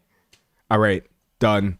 Donezo. Stop streaming. No, not stop streaming. Stop recording. That would be so bad if I hit stop streaming right now. Okay, we're good. Let me make sure that footage is where it needs to be. Checking. Okay, I think my footage is where it needs to be. I'm gonna name this one Katy Perry allegations. Gross. Gets a gross from me, dog. Nasty. All right. Decompress. Someone said I got here just in time for the fun stuff. This is pretty much the best time to join the stream. Yes, I would agree with you. Definitely decompressing. All right. I stopped recording, chat. We're good. No more buys. You hear that? If you're buy, you have to leave. No more buys. That wasn't even funny. I'm in levity mode. Any and everything, whether it's stupid or not, I want it. Anything to distract or decompress a little bit from the serious topics. Lord Almighty. Someone said that was so nasty. Can we just get a collective, like, acknowledgement that that was genuinely nasty? I don't think that we do that online enough. I think that we are so used to seeing things online that are disturbing or wrong. Not me paranoid, like, is there something on my face? Disturbing or wrong or... And that I don't think we spend enough time just sitting around and saying, you know what? That sucked and I hated it. I didn't like that information at all. That's how I feel after doing that research and stuff like that. Also, what I will say is it is very rare that something is worse than people are saying. And when people started saying like, yo, there's a lot of Katy Perry allegations, I started thinking like, well, I'm sure it's bad because having a lot of allegations isn't a good thing. But me realizing when I got up to 10 people and I realized that was just the clips that I found in that time period, I'm unfortunately sure that there's more weird stuff out there. I was like, this is worse than y'all said. That's wild. That's wild. Anyways, is what it is. Full body cringe. Full body cringe. Anyway, chat, Coachella, we got one more weekend of that. And when it's over, I might make a video about it. I'm kind of excited. We can talk about, there's a lot. Well, I don't know. Chat, whether or not you get a Coachella video is dependent on how the second weekend goes. For those of you who don't know, the music festival is split across 2 consecutive weekends. Some things happened in the past weekend that I would be somewhat okay talking about, but like, I think if there's more things that happen in the second weekend, I can combine all of these into a mega Coachella video. Because the things that have happened thus far, I don't really think are enough for a single video. But yeah, if anything happens next week that I find interesting, I'll have at least 3 separate incidents to talk about, which I think will be fun. Someone said it's not over. No, it happens in 2 parts, which I feel like I didn't even know that. I think right now, chat, a lot of your favorite influencers are at Coachella, or they were there weekend 1, or they're going to be there weekend 2. And I'm like, I love music. I love performances. And I even, to some extent, enjoy communal experiences. But I could not think of anything I want to do less than go to Coachella. So if you want to see my Coachella fit, use your imagination. And then you'll see what I would have worn. It's not for me, dog. It's not for me. Reading. Someone said, did you already address how you randomly dropped some bars on us? I did, yeah. My first stream back, we talked a little bit about my rap song that I made for April Fools. And I will say this. I have all year to practice. Next year, I'm going to drop an even better song. Like, what if that becomes a tradition? And April Fools is me just like dropping music randomly that is actually good. That would be really funny. Reading chat. Someone said Coachella sounds like too much event. No, thank you. Exactly. I want a little bit of concert as a treat, not super concert. And that's why you won't catch me at Coachella or likely any large festival. Also, I'm not gonna lie to you. Any event that is like an influencer exclusive is so cringe. Coachella is not an influencer exclusive, by the way. You can totally go if you want to, regardless of who you are. But the way it's treated as like influencer party central, I miss me with that, honestly. Please, for the love of God, I don't want to do it. I don't want it in my life. Reading chat. Someone said, please put it on Spotify. I jammed to it on loop for a while. We'll see what I can do. Someone said Warped Tour was enough for me. Yo, let's go. Someone said, what does Coachella mean? I'm Kenyan. I don't know. Coachella is a music festival that happens here in the States where you usually get a really big artist to headline it. So this year, I believe it's Sabrina Carpenter. And then you get like hella smaller artists that perform in different areas. And it kind of takes place in like the desert-ish, and people wear special outfits. They make a lot of videos about it, and it happens every year. Someone said, would you ever go to Lollapalooza? In my head, Coachella and Lollapalooza are slightly different. Probably not, because I think I would be overstimulated. Because I've seen some Lollapalooza crowd videos, and I was like, whoa, that's many more people than I thought would be there. And I feel like that would be the worst place for me to have any sort of like panic attack in the middle of a giant festival crowd. I like concerts that are like reasonably sized. Like, for example, I got to see Porter Robinson perform in North Carolina for his I think it was for Smile, and it was great. Perfect size, great performance. I really liked the opener, Eric DOA. It was fun to hear him perform live. The visuals were popping. I didn't feel like cramped. People did get hype, but it didn't make me feel like I was actually in danger. So yeah, like Porter Robinson concert vibes is more so what I crave than any sort of massive festival performance. Someone said Porter Robinson mentioned, dude, it was so good. I literally cannot believe how strong of a performer he was. Like, he sounded good. Clearly bro was grinding for that one, and it made me even more excited to hear his upcoming album, which he hasn't released. I shouldn't use the phrase upcoming album. That makes it sound like there's an album upcoming, but hopefully there is. Someone said Eric DOA. Well, I thought he was still underground. Eric DOA, I would say, is like half underground. I mean, he did a song for Euphoria a few years ago. Having music on HBO makes you kind of big, but then I also feel like he's still pretty underrated. But I'm a big fan of Eric. I like Glaive, you know what I mean? Porter, pretty great artist. Jane Remover, Underscores, KMO Curtains. Like, a lot of people in that scene are really, really dope, honestly. 4CF. Someone said Astroworld was cautionary. Ugh, that was terrible. Just so tragic what happened there. Someone said, who's the owner of Coachella? I don't know. Probably no one good.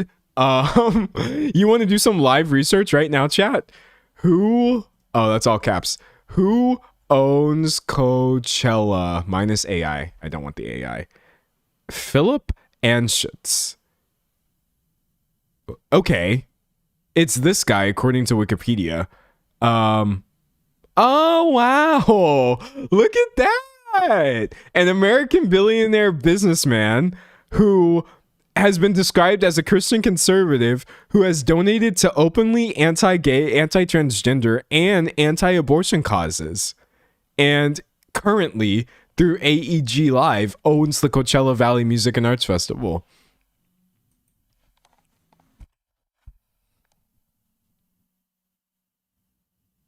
Great. That's useful information. Genuinely, I guess when you said who owns Coachella, I was thinking like it's gonna be bad, obviously, because you would have to be a billionaire, obviously, to own one of the largest music festivals. But I wasn't expecting Christian conservative, openly anti-gay, anti-transgender, and anti-abortion donator. You donated. So the money is literally going to these causes. Well, there you go, chat. A little education for you on Coachella. That's very useful. I was just not going because I didn't want to go. But I'm pledging not to go to Coachella at all. No, thank you. Not the vibe, honestly. Someone said, what a great guy, huh? Sarcastic. Yeah. Oh, wonderful. But like, also...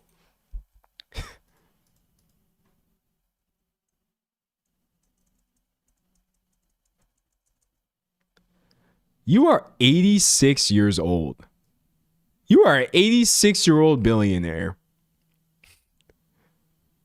You are an 86-year-old billionaire making the world a worse place, leeching money from the youth. At this point, just die. Just do it. I'm just going to say it right here, live on YouTube. You should do it. Of natural causes, peacefully, non-violently. We don't need you here anymore. Okay? At this point, if you are an 86-year-old billionaire donating to anti-trans, anti-abortion causes, you should probably do us all a favor and just shuffle off of this mortal coil. All right? If YouTube wants to have an issue with my verbiage there or to interpret that as a threat, they can catch me outside. How about that? All right? But yeah, that's my thoughts on Coachella's owner. Like 86 and you're using billionaire money to make the world a worse place? No. Miss me with that, dog. Miss me. Someone say, in Minecraft. In Minecraft. Obviously, in Minecraft. Everything I just said was in Minecraft. So, Lord Almighty. Someone said neither God nor Satan want him. I know. Gosh. Just cease to be. Someone said this is why I love your content. Chat, sometimes you just have to say it. There's only so much algo speak I can do before I hit peak. And I'm just like, you know what? I'm just going to say what I actually think in this scenario. Lord Almighty. Someone said be careful. He probably owns YouTube too. Listen. Okay. So I would not go around saying that about random people, obviously. But I got some smoke for YouTube too. Okay, we're going to put the death talk in a bubble. I don't want anybody coming after this to actually die. But I have so much smoke for YouTube and their CEO as well. That dude pisses me off. Neil Mohan, dude, listen, this guy and his insistence on AI everything. If you have ever seen any of YouTube's new AI features and gotten annoyed, it is because of this dude right here. He is literally an AI fanboy, like AI super stan, just trying to turn every single thing on this platform into AI slop, AI summaries, AI remixes. I got smoke for him too. My advice to him would be let it go. Let it go, Neil. You don't need to turn YouTube into the premier AI video platform, dude. It's bad enough as it is. Someone said he looks so smug. He really does. You got to do a lot. You got to do a lot for me to think fondly back on Susan Wojcicki. You really do. She was the CEO of YouTube for a while until, unfortunately, she died quite young at 56, and that's not a good thing. She had a lot of decisions under her time that were frankly bad. They were frankly bad decisions that Wojcicki made, and yet I genuinely do not believe. I don't believe that Wojcicki would have pushed the platform to where it is now, just based on the things that she did. I find that hard to believe a little bit, but we'll never know. We'll never know, unfortunately. Someone said, when did Susan die? She passed away in, I think it says, 2024 at 56. So, yeah, I remember when that happened. It was obviously a shock. Nobody expects to hear that someone dies at 56, but whew. Someone says Susan died. Yeah, I'm sorry if this is how you found out. Yes, chat, Susan Wojcicki has passed away. She's been dead, unfortunately, for now almost a couple of years. Someone said, what was wrong with Susan? I mostly just think that she didn't always make... I think the thing that was wrong with Susan Wojcicki's tenure as YouTube CEO is the same thing that's wrong with every CEO of YouTube. They don't always seem to understand what creators and viewers want. I think YouTube has a third interest in their considerations where, yes, they need creators to be happy, and more importantly, they need viewers to be happy. But YouTube also needs YouTube to be happy. And so being a CEO of a company like this is really just a sliding scale of how much can you balance YouTube's interests versus the creators and the viewers' interests. A lot of times it's like a tug of war, where if you go one way in one direction, everybody over here is getting pissed off. Or if you were to go the other way, YouTube is like, oh no, we can probably make more money by pissing more people off. And if you've ever wondered why YouTube does all of these features that seem like they are literally making the platform worse and they're making you want to use YouTube less, it's because They don't think that you specifically as an individual actually matter. Literally, as long as the majority of people will start exhibiting behavior that is conducive to more watch time, more time spent on the platform, YouTube will make the platform as bad as possible. If it results in more hours spent here, they will make it worse on purpose and continue to do so. So I feel like she did that a little bit, but then seeing it get pushed into like AI purgatory by Neil Mohan is just making me sad, bro. It's making me sad. Someone said, D'Angelo, you're my only connection to current pop culture and news. Thank you. Well, listen, I will say, if I ever start depressing you, sever that connection. Get you, look, I'll show you what you got to do. Big scissors. Get you some of those big old scissors. Yeah, buddy. Like these right here. Because honestly, a lot of the things I talk about, sometimes I just feel like, does anybody really need to know? I talk about these things because I have an interest in them. And obviously, so do you. But sometimes I just think to myself, like, I do hope that if I'm somebody's only in, oh, you can see that on my hand. Ew. I can't show it too closely or YouTube is going to think I have injury detail in this video. Yeah, if you ever get tired of me or the world of celebrity and I'm the only one on your algo, just mute me. Unsubscribe. I won't be offended. But then come back to my other channel. Because I'm going to put out a really great video there about Grimes, which is kind of about celebrity culture, but it's more so a video essay about AI and ethics. And I think it's going to be great. It's going to be fantastic. Someone said, D'Angelo, we didn't see the meme of the day. Yeah, I know. I'm going to get you one next time. I'll do a double one. If I remember next time, I'll give you a double meme of the day. I'll make up for it. Someone says, that from when you fell? Yeah, dude, it's still kind of ugly. I've been cleaning it, obviously. I've kept it bandaged thus far. But then I feel like I was wearing too many bandages because then it started getting really like, you don't need to know the details. But essentially like, it's been a journey trying to heal whatever's going on in my palm. This one is a little better. And then I think both of my knees are still a little like, they're still a little angry at me right now, which is really unfortunate, but it is what it is. Also, this makes me so sad. This makes me so sad. Someone said the video is promised now. No. 2 minutes ago when I just said I was going to put out a Grimes video, I forgot. I used the wrong wording. I may put out a Grimes video. At some point this year, but nothing is promised. Nothing is promised. From me? Absolutely not. I'm not holding myself to that standard. So thank you. But anyways, what I was going to say was, I didn't tell you this the first time I told you I fell like a week ago because it made me so sad at the time. But chat, for the very first time, I fell on a new tattoo.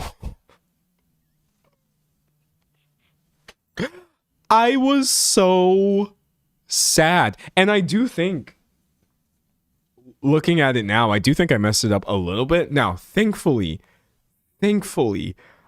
I tend to get my tatties kind of big. So the only part that's been messed up is actually just a corner, and it's not noticeable. And weirdly, I think it's going to look cooler because I messed it up. But that doesn't change the fact that when it happened, I was so sad. I was like, there's no way I just got this body art. And then because I don't have the capability of walking like a normal person, I fall twice in one run and I mess up the tattoo. I went like this. I was running, I trip, hands out, and then I skid and then land on my side because I got this one on my not my calf or my shin, but like the side outside of my leg. And yeah, I got home, I cleaned it up. I see where the ink is probably, I'm gonna lose some of it. I made sure to really clean it too because I didn't want an infection, which thankfully I've avoided. But yeah, more than 25 tats. And I just accidentally hit this person. I'm not used to it. More than 25 tats. And this was my first time actually messing one up. And I was like, no. But it was bound to happen. Honestly. Reading. Someone said Roblox ooh sound. Someone said, do you have balance issues? No, America has sidewalk issues. And I don't know, maybe you have great sidewalks or you live here in this country, but specifically the non-walkability of America in general results in horrible sidewalks. Not only do we barely have sidewalks, but we don't maintain them at all. So me just running outside I tripped and completely ate it. I do not take responsibility. I take literally no responsibility for me falling. Someone said that would hurt my heart. I'm sorry that happened. Thank you for understanding. Yeah, I was sad. I was like, oh, I'm sad. But thankfully, I kind of realized like I got really lucky in that I didn't hurt myself further. I didn't get an infection. And I think my tattoo is going to be fine. So obviously the best outcome would be me not having fallen. But the second best outcome would be this, essentially, which is me being fine. Someone said those stupid sidewalks. Yeah, no, dude, our sidewalks are so bad. They're so bad, bro. Someone saying what happened with Saikuno. I have no idea. Or maybe I have an idea. I don't know. He was accused of something. Not laughing. I'm saying there is like a subgroup of... I'm trying to make sure I word this correctly. Okay, I think I know what I'm trying to say here. You know, chat, for as much like either drama or news or allegations or serious things or unserious things as I seem to talk about on this channel, because there are quite a few, there's always this undercurrent of other things I could talk about as well, where like there are people who are maybe not as popular as Katy Perry or whatever, and you have like these niche or communities of people who find out about these things happening. I usually tend not to get into that because I feel like even just me trying to explain who Saikuno is and what his reputation was and how he was seen and how these new allegations sort of seem to deeply contradict the way he was perceived or whatever. Like, I tend not to make videos like that just because I'm like, man, I don't even know how to explain this. I'm good at explaining this one specific kind of internet controversy, but sometimes you get to a point where I'm just like, does anybody know? I don't know how to talk about Saikuno drama. But I don't love the word drama for that either, because if I'm not mistaken, I thought he got accused of things that were actually serious. And I also don't know if he did them. I literally just saw that accusations were theirs, but yeah, no, I don't want to downplay or spread them because I don't know them. Somebody say you don't have to cover everybody. Certainly don't. Yeah, it's, you know what my biggest challenge is? And I think, I don't think, I know. I don't think you know either. I do a fairly good job with it, but my biggest challenge to this day is knowing which topics to pick and which topics to skip, honestly. It's wild, man. Reading. Someone says, sorry guys, I didn't mean to make this a whole thing. I'm not blaming you. Look, I often use people's comments as jumping off points, and it's never your fault. Don't worry. I maintain to this day, I don't even know how many streams I've done. This might be my 40th stream this year or something wackadoodle like that. I have only crashed out on this live stream one time. I have cried on this live stream more than once. I don't count those as crashing out. Me having emotions and expressing those is me trying to be a healthier human than I used to be. I've gotten sad on my stream. I've gotten really happy, but I've only ever crashed out over a live stream comment one time. And it was that time that I was talking about, I think, Amy Schumer, and some Zionist tried to pop in my chat, like actual Zionism, talking about like, this isn't even genocide. It's disrespectful to call this a genocide. And I was like, what the helly? I was like, what? And then I find out after the fact that this person is literally a known Zionist. Like, they're literally known for doing this. I don't even know why they're in my live chat. I don't think they actually watched me. But yeah, that's the only time I've crashed out. And I've gone wild, and I almost crashed out finding out about clavicular, but I still had that one in the bag because I got mad when I found out he was essentially like flirting with this weird Nazism ideas and adjacency to like the manosphere and stuff like that. But that was still within boundaries. I think that annoying and also disgusting Zionism stuff just randomly popping up in my chat was the only time I was woefully unprepared. Deeply unprepared for what I was reading. I was like, what? Mess, dude. Someone said valid crash out. Yeah, no, like, oh, y'all really try it. They were really trying it, but we just kept popping. We kept chucking it. I put up that video the next day and all was fine, honestly. Someone said, I remember that I was there. Yeah, that was wild. Someone said, I mean, I don't know, D'Angelo, you got pretty upsetty when I said San Antonio was mid. Okay. The thing for me is crash out for me implies that I have lost the plot. I do think my tolerance for just going off is very high. So for example, if someone does say San Antonio is mid, which is wild of you to even bring that up, because I might crash out about this for another 5 minutes. No, I'm just kidding. Trust, I'm probably going to start going off. I may start going off. Not on you. Well, even though I probably did go off on you. But you know what? I have to. I have no other choice. Going off and crashing out are different. And I need the people to realize that crash outs, y'all overuse this term. You see somebody getting a little hype or something and you be like, oh, they're crashing out. No, they're not crashing out. They might just be upset. They might be going off. They might even be popping off. But a crash out, God, it's a sight to behold. Someone said, why San Antonio slander? Yeah, no San Antonio slander. I lived there for 20 years. 20 years. I cannot allow that in my presence. I would get jumped by all of my friends. They would all come back. Oh, gosh. Someone said ranting is a peak activity. Dude, I love ranting. Someone said coming from my hometown is crazy. Exactly. That's my hometown right there. Just checking myself. Making sure I still look fine. Okay, I do. Hey. He's paranoid, chat, because he shoved new metal through his face. Okay. Here are the things that I feel like some people don't realize can happen with piercings. I made a deal with the devil. Actually Satan. And I was like, Satan, I really want to be able to live stream after getting I want to be able to live stream after getting double lower vertical labret piercings. Please do not let me experience any of the adverse visual effects. What happens to a lot of people is they can get really intense bruising. Like this all down here could have been dark as hell. I probably wouldn't have been able to stream, honestly, because I think it would have freaked you out. Also, you can get crazy swelling. And I did not want to go live looking like I had been stung by a bee. So I was literally just like, Satan, please, God, Buddha, anybody who is listening to me, do not let me look scary. I don't want to look scary, but I got really lucky, and thus far I've been having a clean heal. Thus far. Someone said I didn't even notice. Good. I think that's like mostly my like MO when it comes to a lot of my mods is like, I want you to notice, but I also want them to become invisible.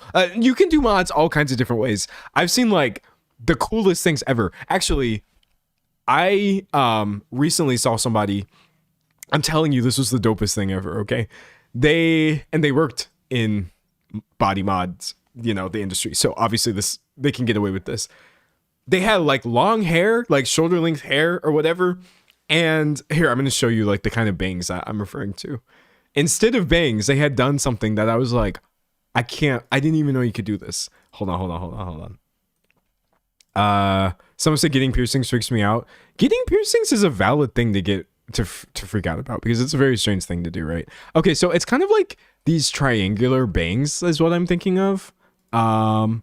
Images.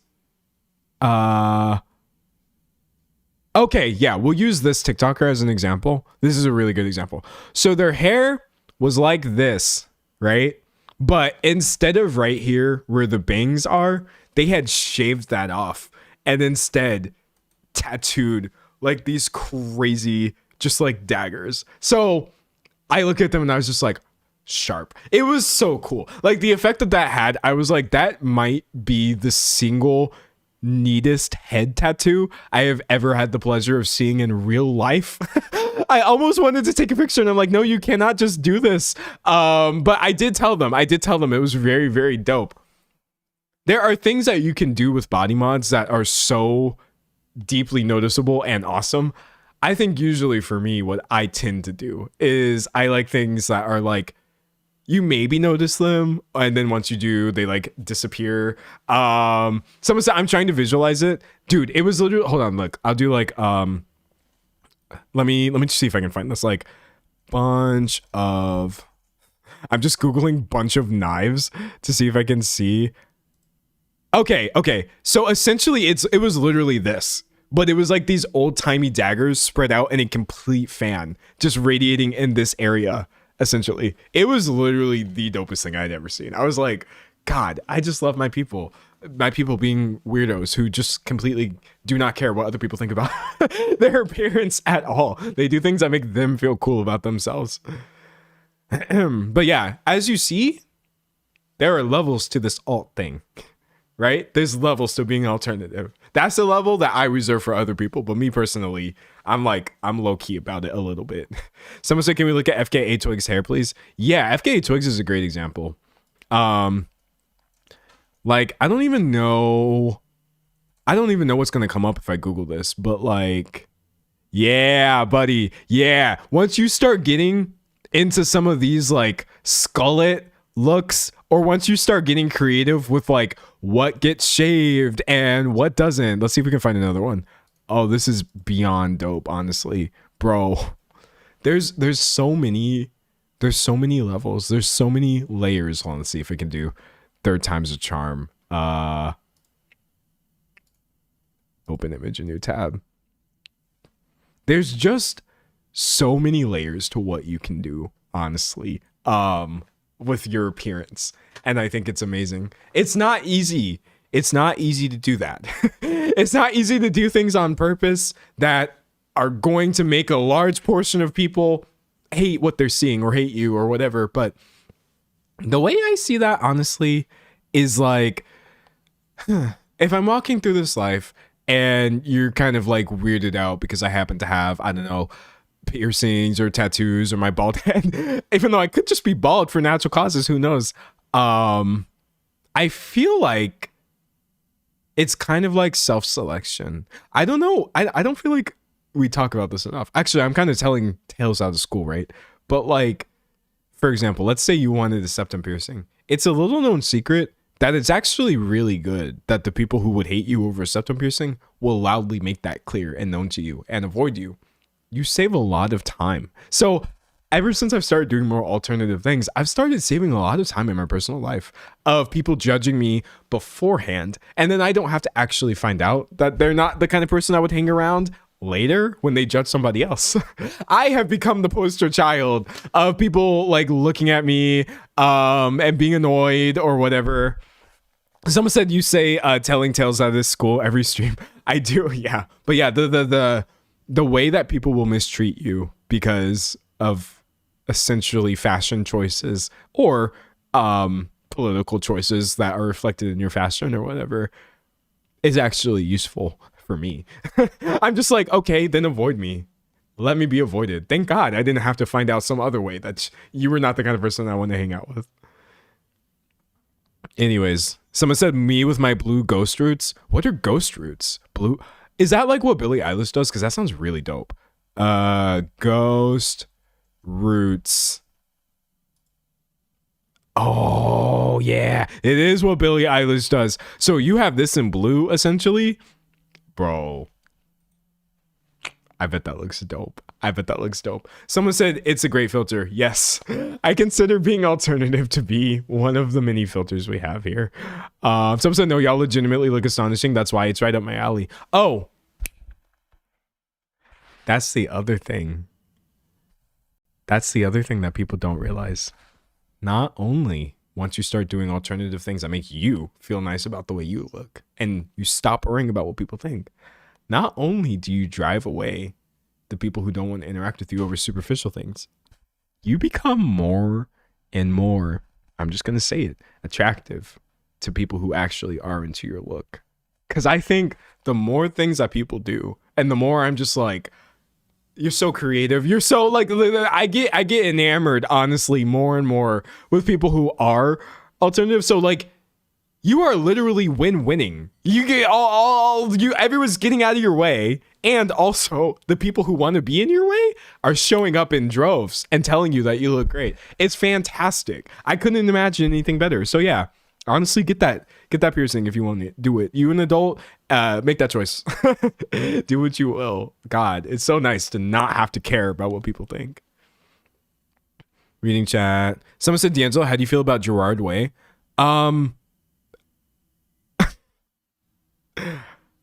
I've been in Gerard Way's old house. And that's all okay. I'm only gonna say this because they're not there anymore. So I'm not like doxing them, literally not doxing them. But essentially, the last time that I was on Smosh years ago, yes, you knew Smosh was gonna come up again during this stream. But to be fair, it's been 2 hours and 11 minutes and I haven't mentioned them. Smosh used to run that portion of their channel out of what was at one point Gerard Way's house, literally.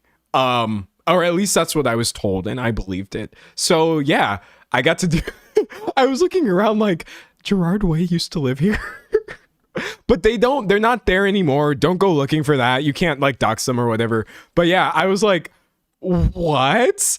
So that's what I think about Gerard Way. Great music, obviously, but like also, why was I low-key in Gerard Way's old house? It was so funny. I was like, okay, great. Works for me. Someone said I would never stop talking about Smosh Buzz in a video.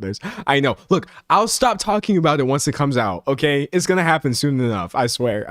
Probably. Even though I have no control over that. It would be funny if they're doing quality control and they're like, nah, this episode is whack. Just scrap it. But no, I think it was great. Someone said I shaved my head right before the pandemic. I was but it was like the last thing that I did that's actually made people pull back from approaching. Yeah, I mean, I have my own experience just being me, but like if you're a woman per se and you're shaving your head, that's a whole other layer of people judging you, because now you're letting go of things that like society has attached value to. Not saying you're a woman, I don't know, but like it's just, there's a whole lot going on there, man. There's a whole lot going on there. Reading chat. Someone said I get disappointed when I ask someone something and they tell me Google's your friend. I've talked about this before, but if I ask somebody an obvious question, it's because I want their unique perspective on it, not because I want Google to use AI to answer it for me. So if let's say somebody says like, who's Gerard Way? And I'm like, Google's your friend. No, let me tell you uniquely my perspective on them. See, if I had just said Google Gerard Way, that would have been much less interesting than saying, oh, I actually was in his one-time house. Someone said my dad met John Cena before he was famous. That's wild. Or I guess it's not that weird. I mean, people have to exist in real life before they enter the realm of the stars or whatever.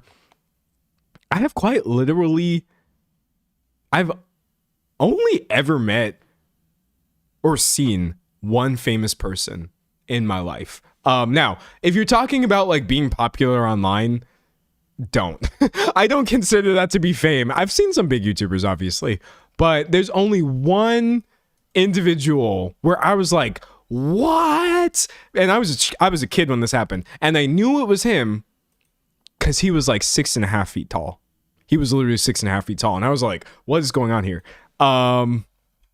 Tim Duncan. How tall is Tim Duncan actually? Heights. 6'11". Oh my god, he's 7 feet tall, chat. He's literally 7 feet tall. Hold on. 6'11" in centimeters.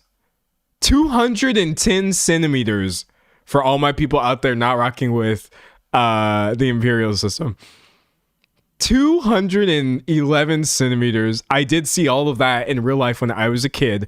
Looking out the window, it was Tim Duncan, and I mean, I'm not gonna tell the details, obviously, but we were somewhere where we were chilling, and it seems like he was there chilling as well. And I was just like, wow, Tim Duncan in the wild. That's so cool. And we were talking about San Antonio earlier. Like, Tim Duncan's a San Antonio icon, bro. Like, Spurs icon. I was literally like shooketh to see him in real life. I was like, wow, coolest thing that could happen to a little boy. But yeah, no, and I didn't even like basketball. But yeah, other than that, I've quite literally never, ever met anyone famous ever. Or if I did, I missed them. I didn't notice. Someone said nobody needs to be that tall. I know, honestly, like, what do you mean I'm 6 feet tall, but you're an entire foot taller than me? What? I don't think I should be looking up at anybody, personally. Reading chat. Someone said my partner went to high school with Justin Bieber and got called gay by him. Well, that's not good. Yikes. Someone said, D'Angelo, please look up Benjamin Glaze. He's been sentenced to 25 years for possession of child sexual exploitation material. I talked about that in my video. You might have missed it, but don't worry. That was a mess. For those of you who don't know, we're referencing one of the people who came up in the Katy Perry discussion, also turned out to be, for unrelated reasons, a terrible human being. But yeah, I anticipated that comment, and I made sure to include it. Someone said you're 6 feet tall. Yes, I am. But I'm like 6 flat. I just feel like, and we've talked about my height before, and I just feel like 6 flat is a great height. 6'0". I'm not 6'1". I'm not 6'2". Because when you're 6'0", you get to parse all the liars. You get to parse out all of the liars in this world. Mostly men, if I'm being honest, who say that they're 6 feet tall. And then you stand next to them and you're kind of looking down a little bit and you're like, oh, you're not 6 feet tall. I'm 6 feet tall. I'm 6 feet tall with a bald head and no shoes. But you're 6 feet tall in these shoes with that hair. Yes, okay. That's fine. That's all right. Because here's the funny thing. Chat, I'm going to start generalizing. I'm going to start generalizing by gender, and you're going to have to work with me. Work with me. Anybody can be any height. There's a lot of tall women, and there's a lot of short men, and I think it's dope. On average, you will often find that women are shorter than men, and beyond that, you will mostly find that men will lie about their height because they are trying to attract women, right? I think that that's stupid.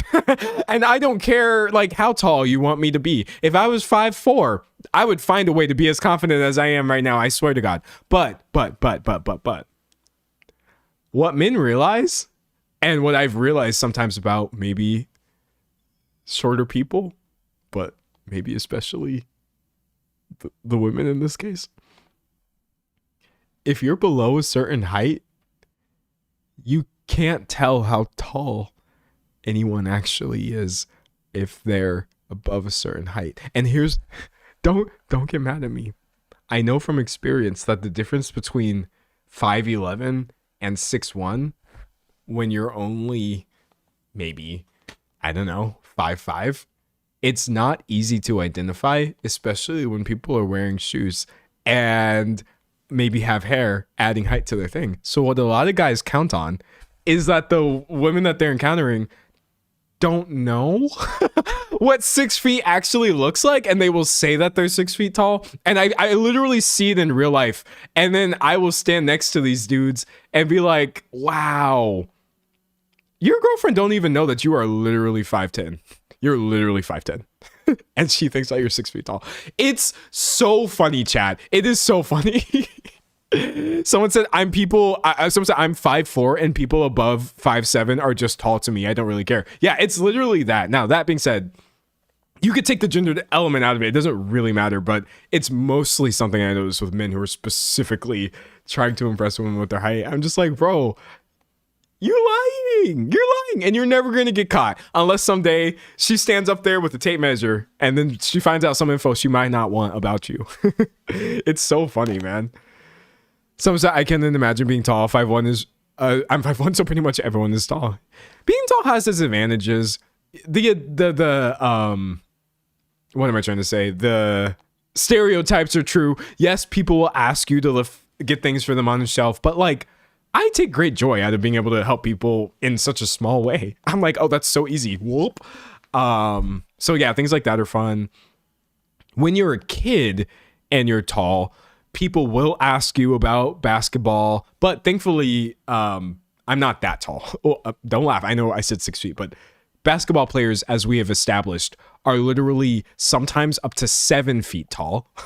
So thankfully, even though I was tall as a child for a split second, I then stopped being tall enough to get asked if I was going to play basketball. Nobody has asked me that in maybe 10 years, which I'm happy about. That's the most annoying thing when you're a kid. It's like, oh my God, are you going to play basketball? Are you going to play basketball? No, no, I don't want to play basketball.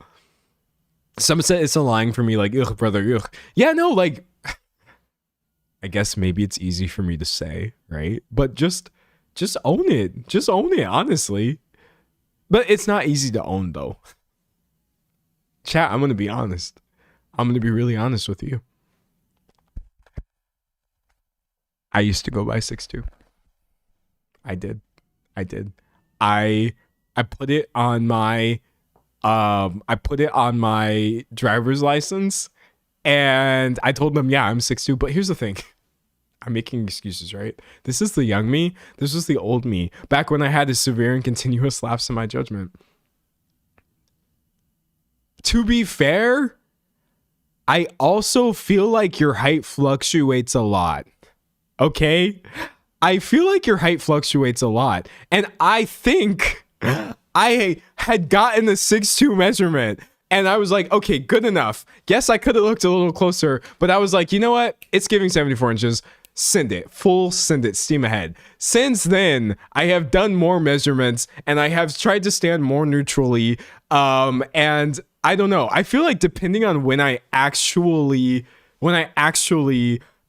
measure myself, I get different measurements sometimes, but that is also why I know when these people are lying. I have been fake 6'2" and I am real 6 flat. So I know the truth about these semi-tall guys. I know a fake 6'2" when I see it, because I used to be there. I used to need people to think that I was, because I kind of thought that I was.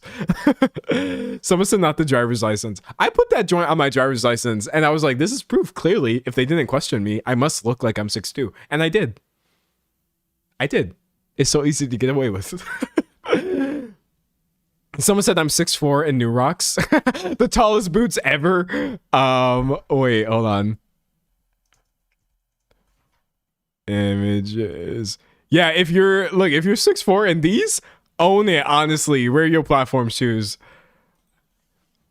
Someone said I wheeze because that's so funny to me. Someone said I know a fake 6'2" is an insane quote, and I love it so much. Look, we're trying to live radically open, okay? We're trying to be honest. You have to accept, as a dude, that sometimes you may have a 0 in your life. Just try to put it after another number that's cooler, like a 6.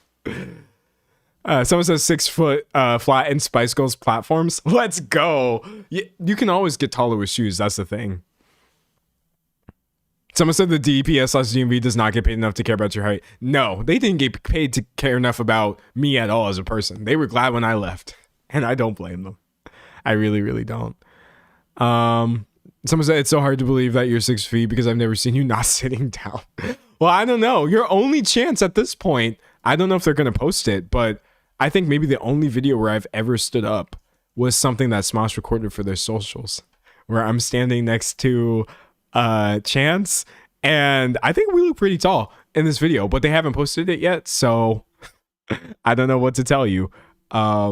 Maybe it'll wind up here on their TikTok or their IG, or like I said, maybe they'll watch it back and just be like, this is a bad video and we're not posting it. But yeah, that's the only time I stood up online. Oh, and the picture. I forgot about the picture, y'all. I do always bring this picture up. Hold on. The Angela Wallace YouTube. I don't even know where else to find this picture other than my own community posts. But here, it's my last ditch effort for those of you who don't believe that I am 6 foot flat. Oh, I don't know how to open this image in a new tab. Okay, here you go, chat. Once and for all. Here, I'll delete the chat for a second so you can see.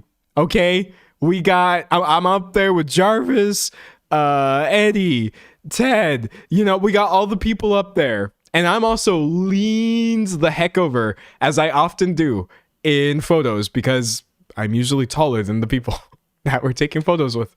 But yes, I am 6 feet tall, 6 foot flat. That's all we've got. Someone said you were the Funky Frog Bait. Yes, they were there as well. It was really great. But yeah, also all the people in this photo are really cool, honestly. But there you go, chat. If you want to see me standing and next to other people as a reference point, enjoy the only photo of me standing next to other people online. Anyways, someone said, I remember how I learned Jarvis is tall. He is tall, dude. I was like, what? I was like shocked, honestly. Someone said this is such a sick photo. Dude, I love this photo. The vibes in this photo were immaculate. They were immaculate. Okay, it was a great photograph and it was a great time. I really enjoyed it there. Someone said I recognize all those people. Then you, my friend, are in a bubble. You are in a commentary bubble. And I don't think it's a bad place to be. You got some really dope people making really dope videos here. Someone says strange seeing your legs. Yeah, I have those. Who knew? And look, I had to put together an actual full outfit for once, which made me mad because I never have to do that. But I think I did pretty good. It's pretty decent. I like this fit. I still went harder though for my recent thing. You'll see. Reading. Someone said Jarvis never not shouting out how tall he is.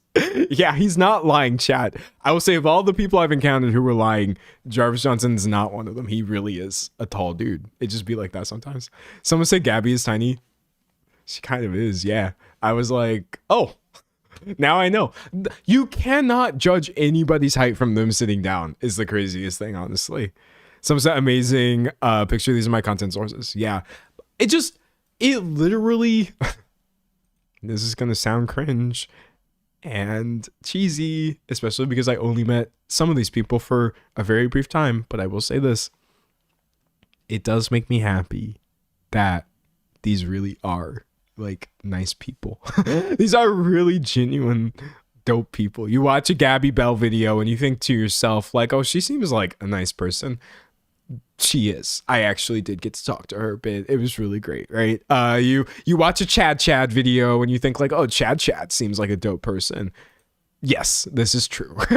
Definitely a cool person to meet, even for a brief time. Funky Frog Bait. I like their videos, yes, because they are actually pretty cool.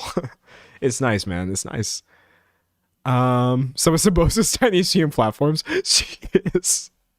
She literally is. It's so funny, man. Look, you got to do what you got to do in this world. Take that height and work with it. You hear me? Someone said I only recognize Funky Frog Bait and D'Angelo, of course. Well, hey, not a bad two people to recognize. Someone said I love Chat. Chat's videos are so funny, honestly. So have you seen Gabby's newest? No, but I want to. Because I like Gabby Bell's videos. Someone said, first time, I thought foreign man was over 6 feet tall. He gives tall energy to me. Is he not? I have to ask him about this. Is foreign not 6 feet tall?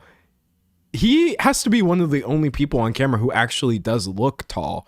That you can't tell me that he's shorter than 6 feet tall. I don't believe that. I don't believe that. That can't be true, man.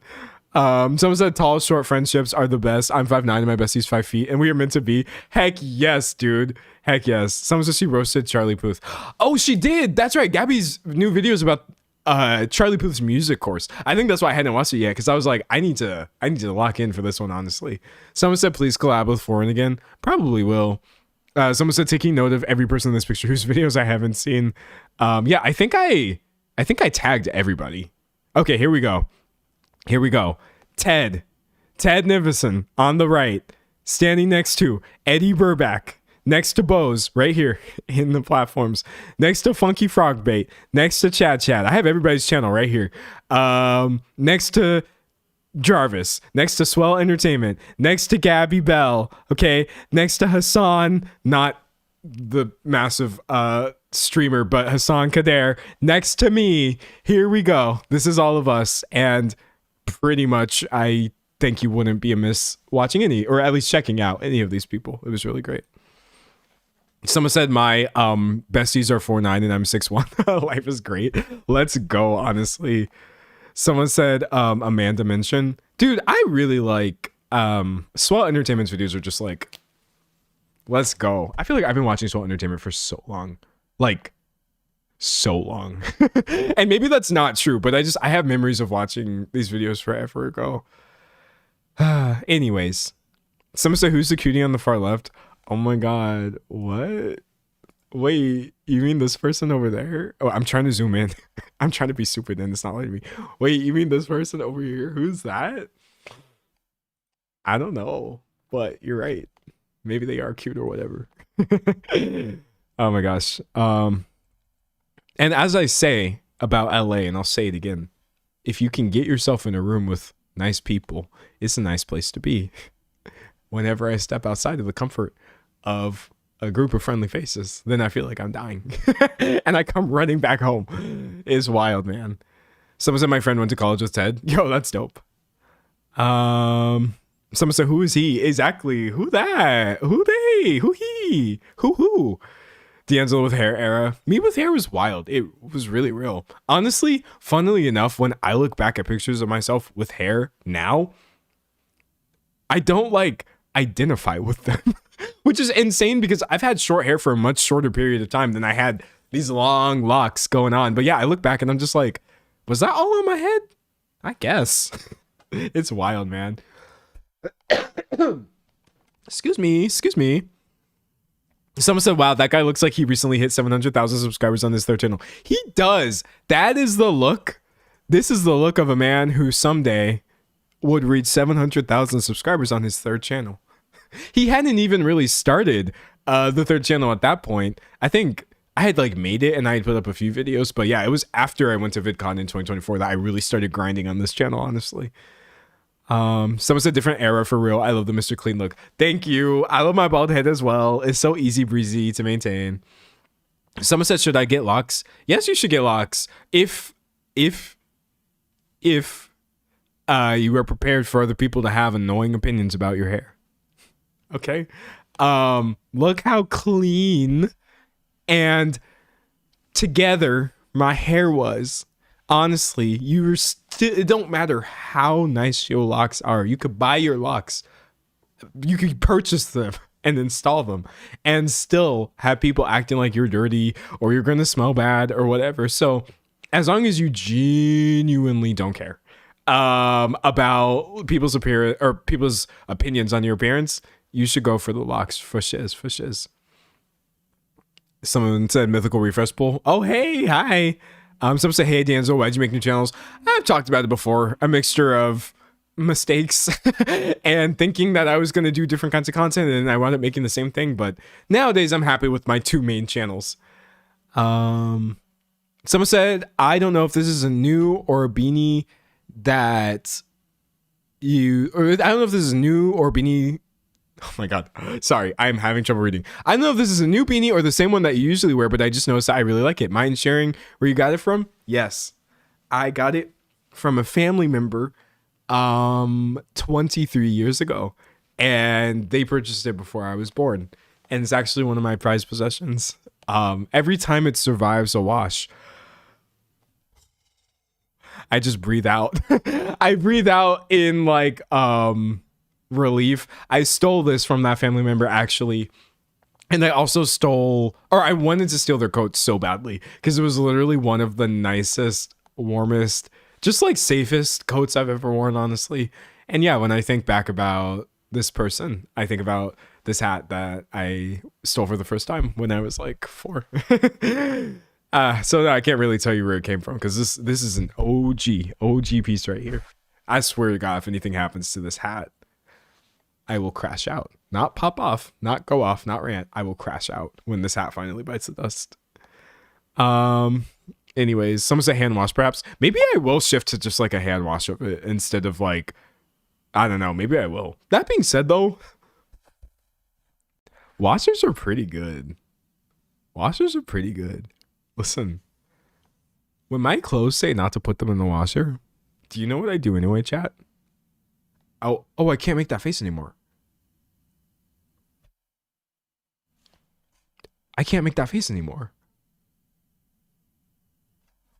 Hold on.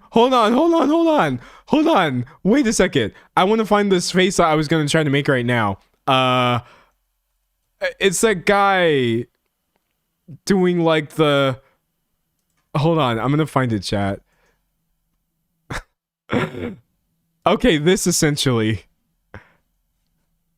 Chat, I can't do this anymore.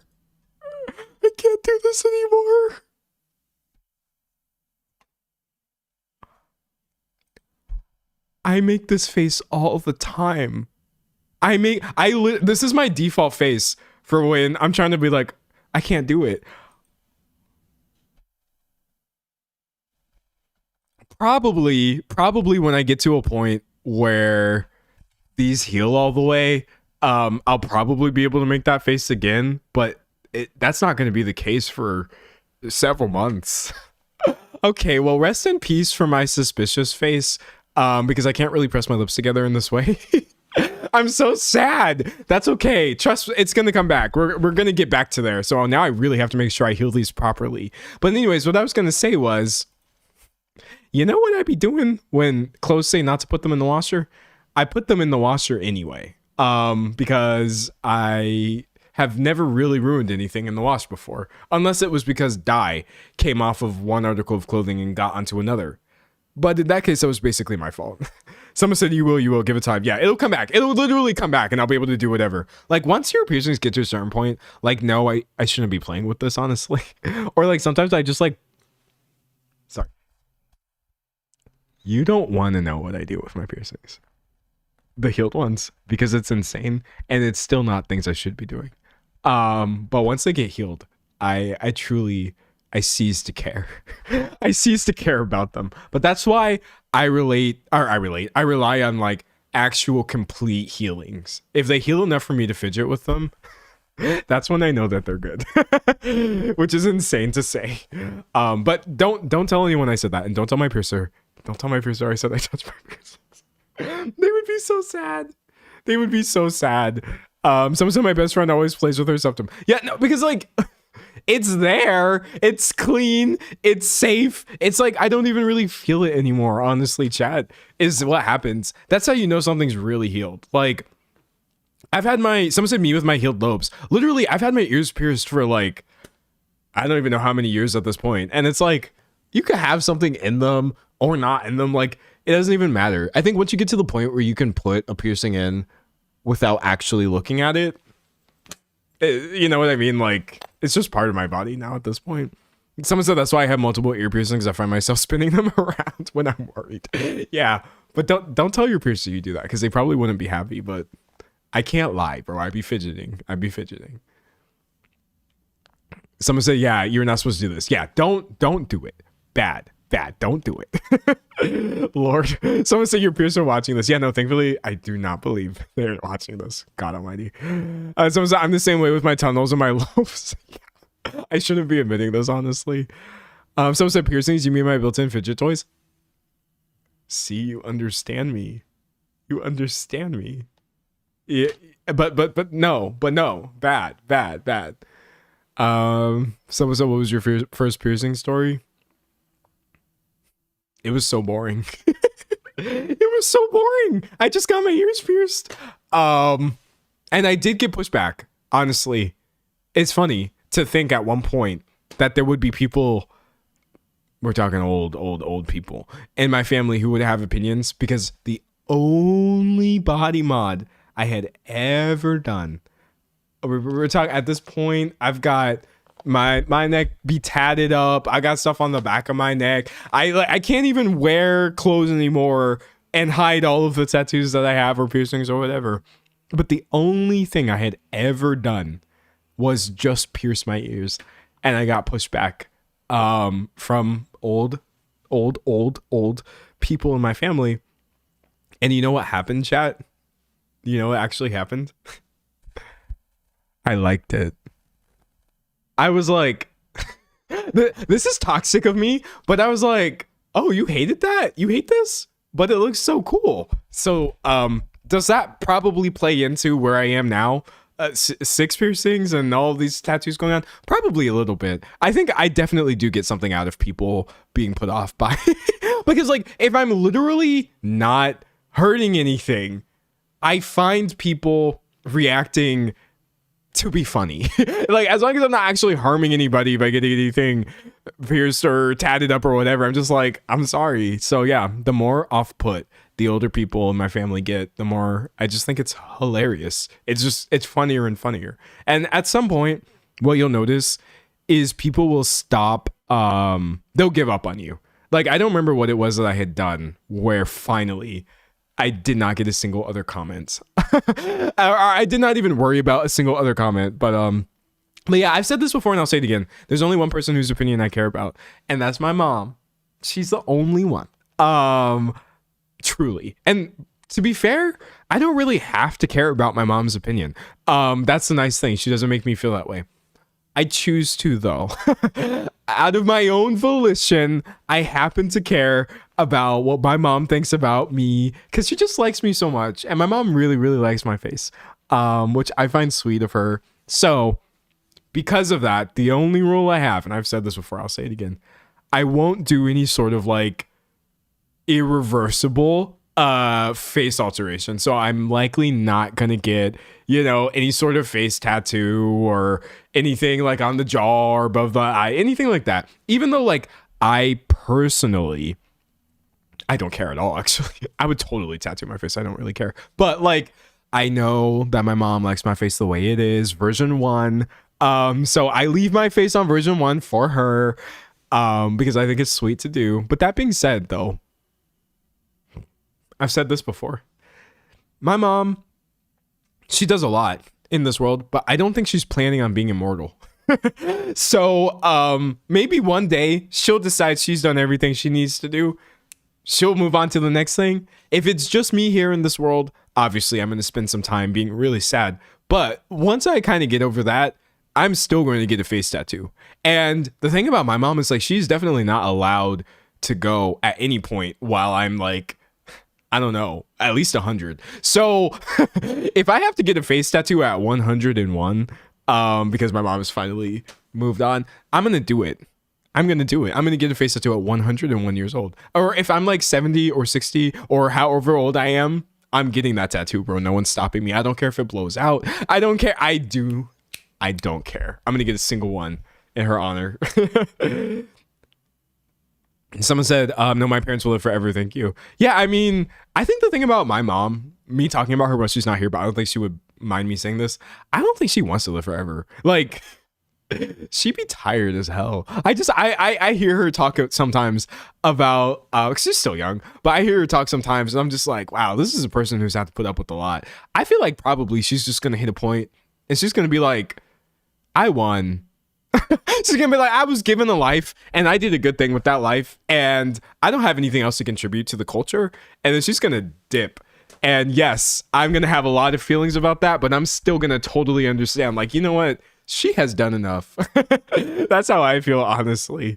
Someone said the question is, what would you get for a face tat? I don't really know because I don't think about it too much since I'm not gonna get one anytime soon. But yeah, I have no idea. I really like other people's face tats though. Reading. Someone said mother on my face, like Krishan with blue face. Oh my god. Maybe not all of that, dude. Maybe not all of that. Someone said I got a tattoo of my parents' favorite video game character so they could only be so mad at me. Nice. I tattooed my grandpa. Yo, that's sweet. Someone said my mother's great because she's dealt with so much stuff and I'm just grateful for her. I feel that. Listen, like everybody has their different relationships with their mom, and by the way, I don't have a great relationship with every single person in my family, but I at least happen to relate to having a really dope mother. And I am lucky. That's all I can say. Just looking around at some of these other people. God almighty. I wake up every day and I'm just really grateful that I happen to have a really great mom. So yeah, if you feel the same way, good for you. Don't take her for granted. Lord almighty. Reading. Someone said, I always tell my mom that we're going to go out in a freak tandem skydiving accident when I'm 100. See, that's fair. Like at that point, you're living, you die doing what you love, which was the most. I want to die doing the most. Let's get that out of the way, bro. Someone said jelly. Someone said, I feel the same way about my mom. She's not allowed to leave me just yet. Yeah. Okay. Let's not get too real about moms now, or I will start feeling a certain way. But yeah, I'm definitely in. She's not allowed to leave territory. No, what? And I'm so selfish. I feel so selfish sometimes too. But like, you know, I need her. So sorry.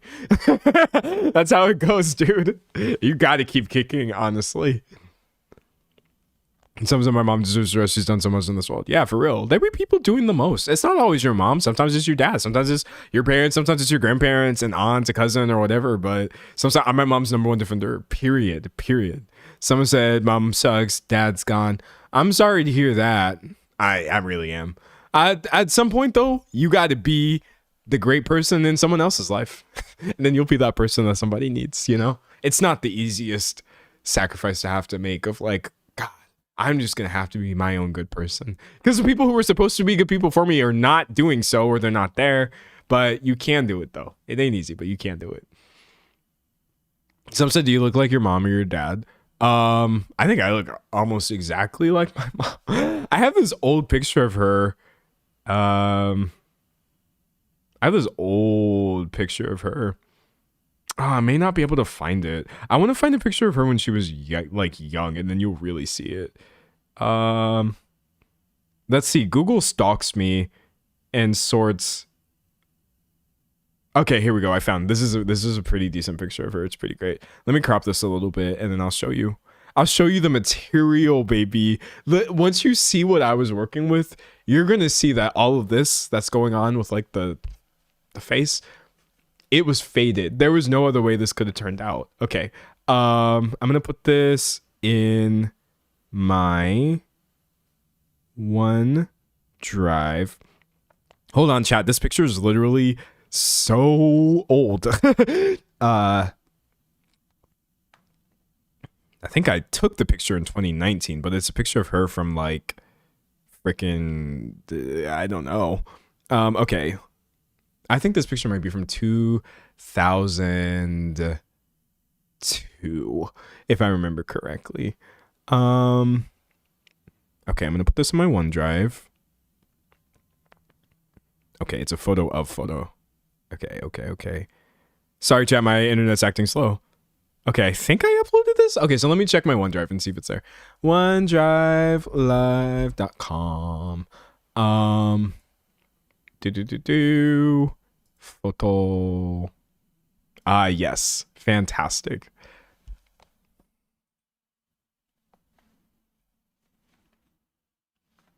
Listen. We gotta hit the zoom.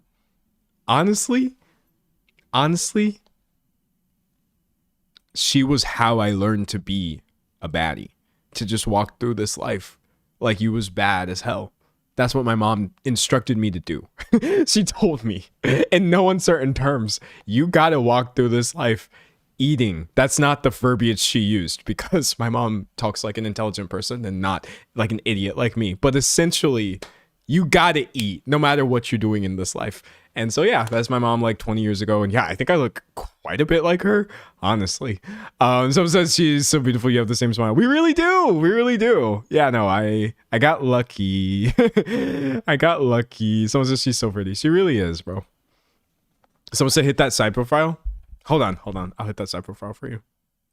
Okay, so wait. Which way is she facing? This way? Okay, hold on.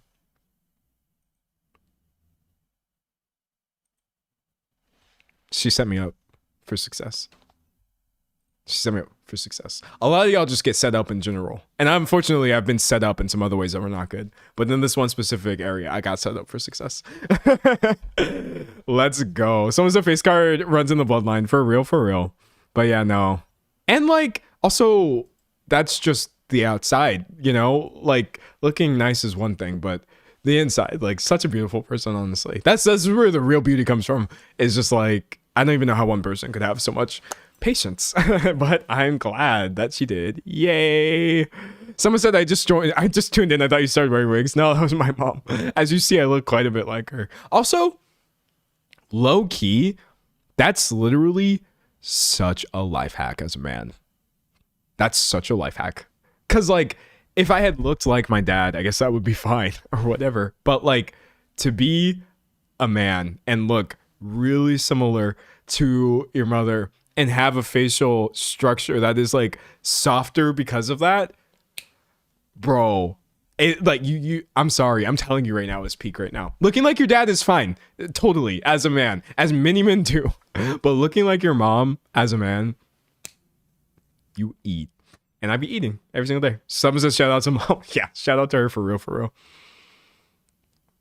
Someone says, stop, my mom's side is melting hearing you talk about your mom. Well, I mean, as you see, we could literally talk about her all day, but alas. Ooh, we got another hour. I was trying to think, like, chat.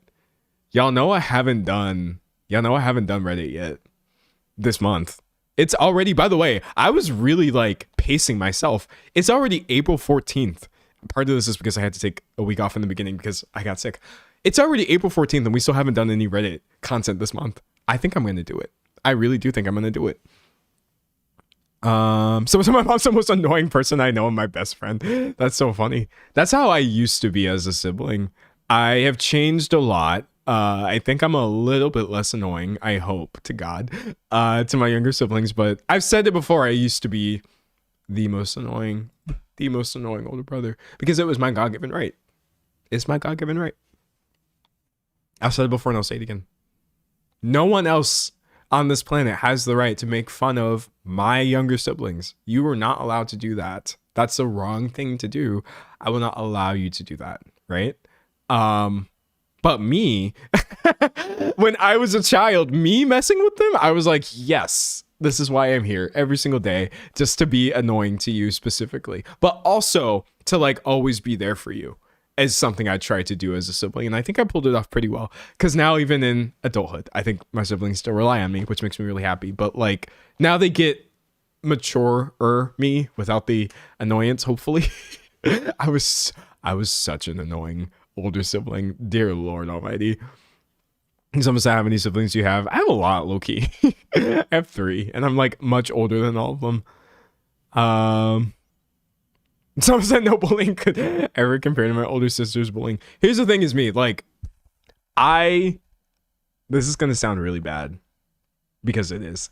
I always operated on a timer as a child. And I was like, essentially, if we can fix this in 30 seconds, I'm gonna do it.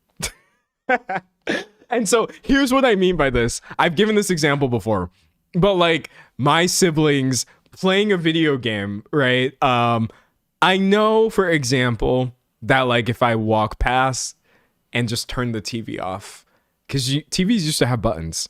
I feel like televisions don't even have those anymore. Maybe some of them do. Mine doesn't.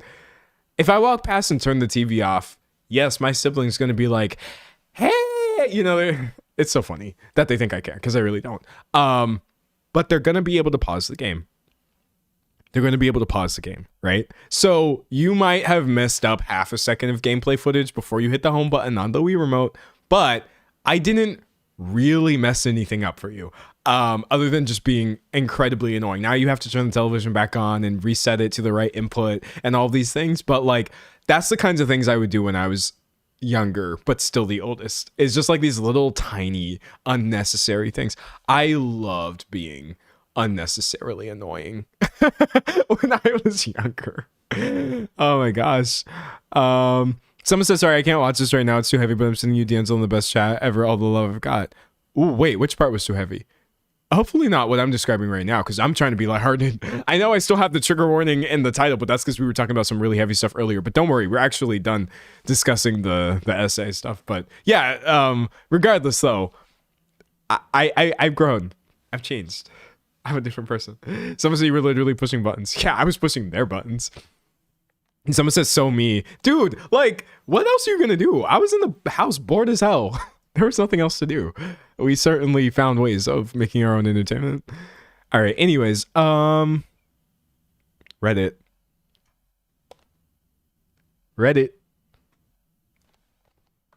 Someone said, as a middle child, I loathe everything you stand for. Okay. Hold on, though. Not talking about you specifically, because I don't know your dynamics. This doesn't mean that they weren't annoying, too. I don't even think they would be offended by me saying this. The thing is, honestly, when you are the older sibling, in my case anyway, you can't get away with anything. But the absolute nonsense, I'm being real right now, the absolute nonsense sometimes that I do feel like my siblings were able to get away with just by virtue of being younger than me, much younger than me, I was like, you're just lucky that they think you're a baby. I know the truth about you, which is that you're a planner. You planned this, and I know that about you. But luckily, you're just seen as a baby, so you get away with this. So I feel like it was a very mutual annoyance, because I certainly had. I used to get so pissed off when I was younger too about things that I interpreted as annoying, and I'm just like, why? Someone said, as a fellow older sibling, I agree with you. Yeah, no, like younger siblings can also, in their own special and beautiful and necessary way, be really annoying. Really. I got in trouble for everything the baby did. I've definitely got in trouble for maybe a couple things that I feel like my siblings did. But I was like responsible. It is what it is. Okay, let's see. Y'all are gonna have to teach me, chat. How do you sort by controversial on Reddit again? Because I don't remember how to do it. Last time when I tried to do Am I the A-hole, it kept giving me ones that were too popular. Excuse me, but somebody gave me like a method for actually sorting these posts by controversial, and that's what we need to do if we're gonna do some Reddit posts today. Some say it's not bullying when everyone joins. Yeah, I mean, like, maybe it would be nicer if we were just always nice to each other, but like low key, I don't even really understand how a sibling relationship when you're always nice to each other works. When you're children, like now that we're adults, literally never a bad word. I would never have anything bad to say about my siblings, honestly, and I only want the best for them. But when I was younger, I feel like part of the reason I love them so much was because like sometimes negative. They really finna clip this out of context. Honestly, positive emotions are not the only ones that bond you together. They're not. When you're a sibling, I feel like there can be a lot of negative experiences as well, but you get through those together. And then you're really proud of who you are after the fact. And that's why I feel like I'm so close to my siblings. Because yes, we had a lot of amazing moments, but we also had some times where we were just so mad at each other. And yet, we bounced back like nothing even happened. I feel like I was never even mad at anybody for more than like 5 minutes at a time, which is so funny. But yeah, I don't know how to explain that sibling relationship without sounding like I was the problem, because I was the problem. I definitely was. Anyway, someone said truth bomb. Yeah, but don't go around saying that, because then it just sounds like you're a bad person. And maybe I was, but I was a bad child. I'll try to be a better adult. Oh, I realized I left the chat off. Okay. Help me sort these by controversial, chat, because I don't remember how to do that. You used to be able to over here. Let me Google it. How to sort by controversial Reddit URL -AI. I don't want the AI results. People are saying here that you can't. That's not true. You definitely can. Last time I was on the stream, chat, somebody gave me a way of doing it where I added some stuff after the URL that sorted all these posts by controversial. Someone said put in /controversial at the end. Okay. I hope that's it. Controversial. 22 hours ago. Yep. You got it. That was actually shockingly easy. Let's go. Okay, that was shockingly easy. I should probably remember this for next time. I can tell that these are controversial Am I the A-hole posts. Why? Because they all have 0 upvotes, but hella comments. This is exciting. Okay. I love me some Reddit content, but I like getting to the meat and potatoes of it. So I don't want to post where obviously the person asking is not an a-hole and everybody in the comments just agrees that like, no, you're not the a-hole. It was the other person. I want posts where people are being problematic without realizing. And that's why I have sorted this Reddit thread by controversial. And we're going to do a couple posts. We're not going to do that many. As you know, if you've been here before, it takes me a very, very long time to get through a singular Reddit post because we be yapping a lot. Okay? So let's start with this top one. Am I the a-hole for feeling offended when a girl covered her drink while I was talking to her?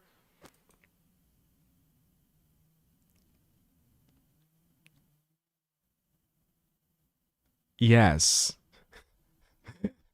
Yes. Are you?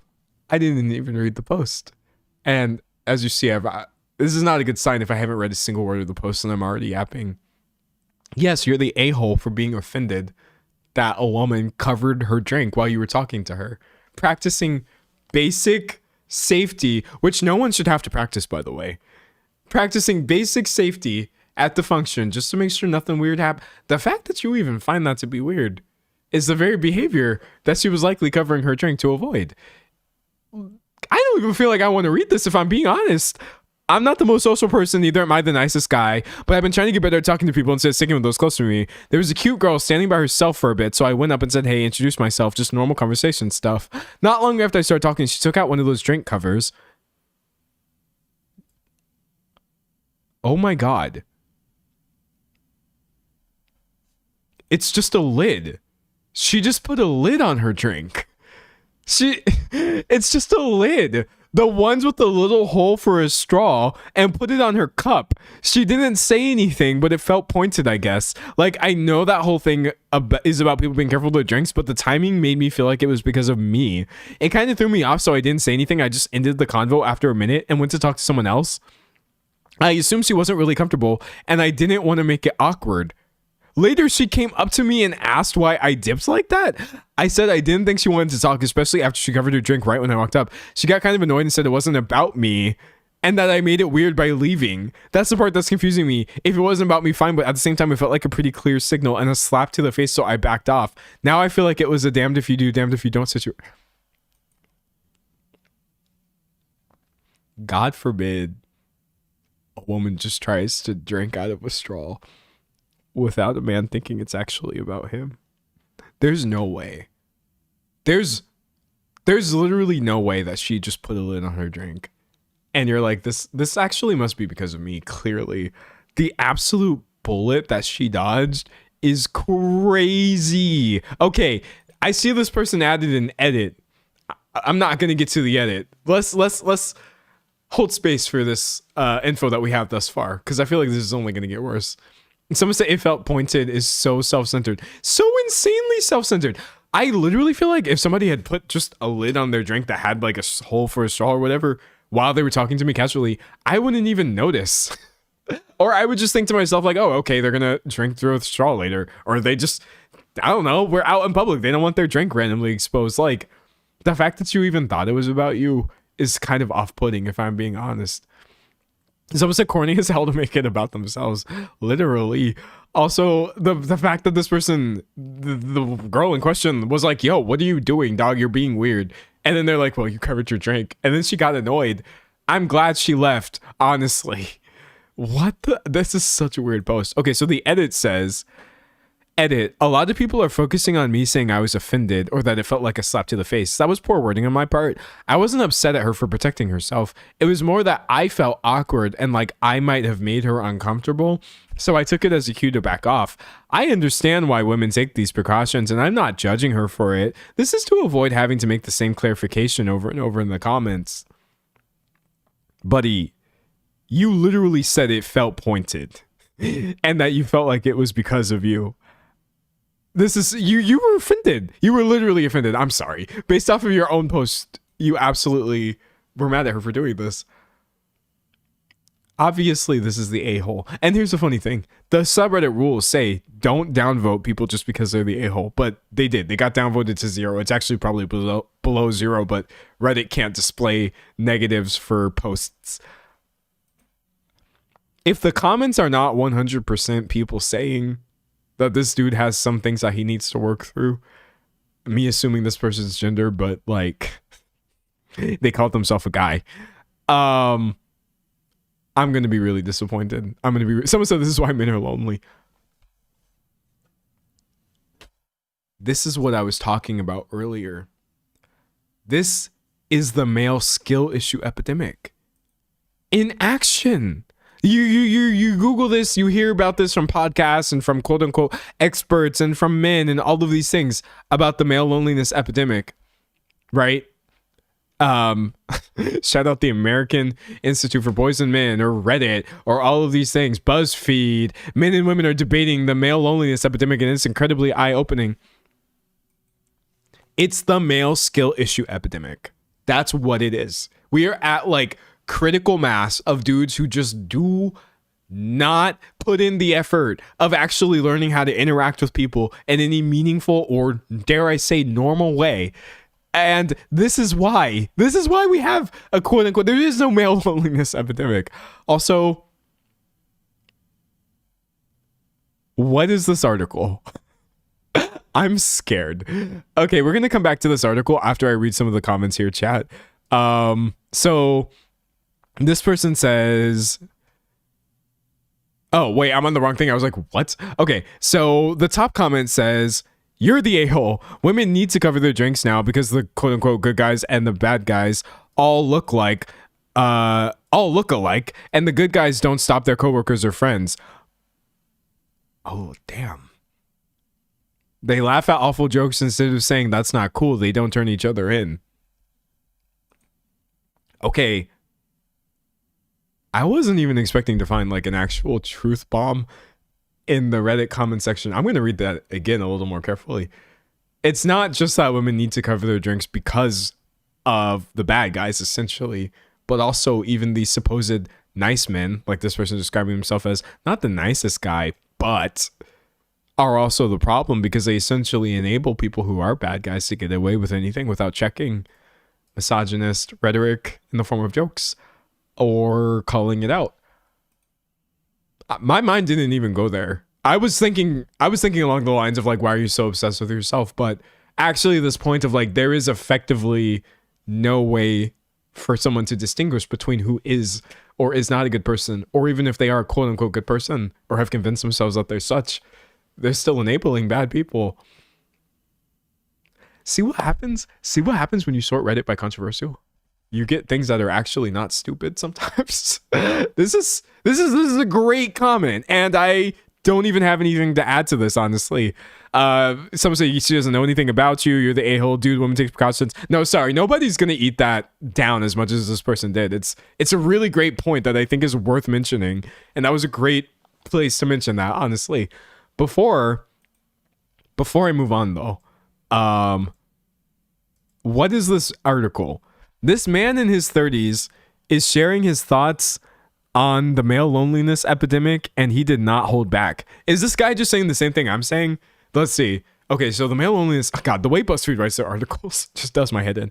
The male loneliness epidemic is everywhere these days, getting brought up on TikTok, podcasts, YouTube, and I'm even starting to see memes of it. Just now? If you're not familiar with the term, the male loneliness epidemic refers to the idea that men today are experiencing more isolation and fewer close friendships than men from previous generations, making it difficult for men to form emotional connections. Is this Tim Robinson? Wait, I watched this movie and it was really funny.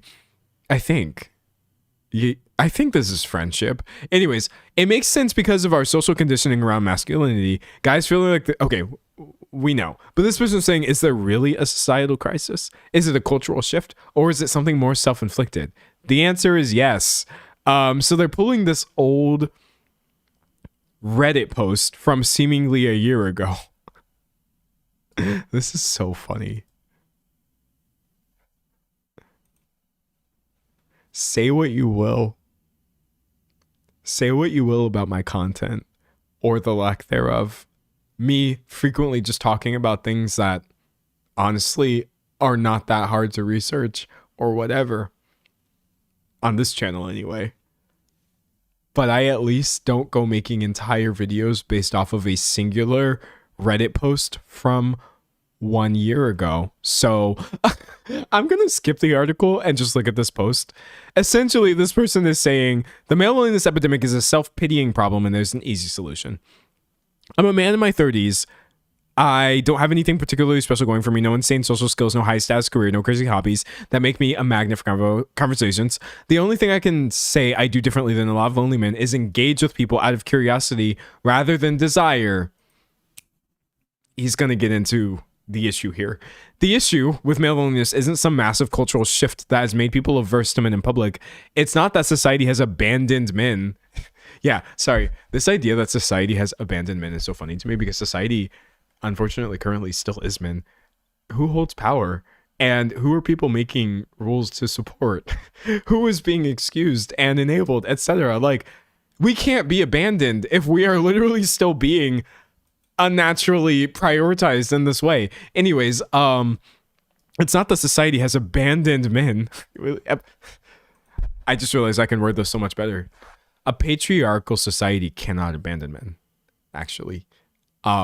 Granted, men suffer a lot under patriarchy. I know I do. But that's not because men are actually the victims of anyone other than men in this case. Anyways, someone says society is very male-centered. It very much is. It's that many men have abandoned society by narrowing their social focus to only one goal: romantic validation. Yep.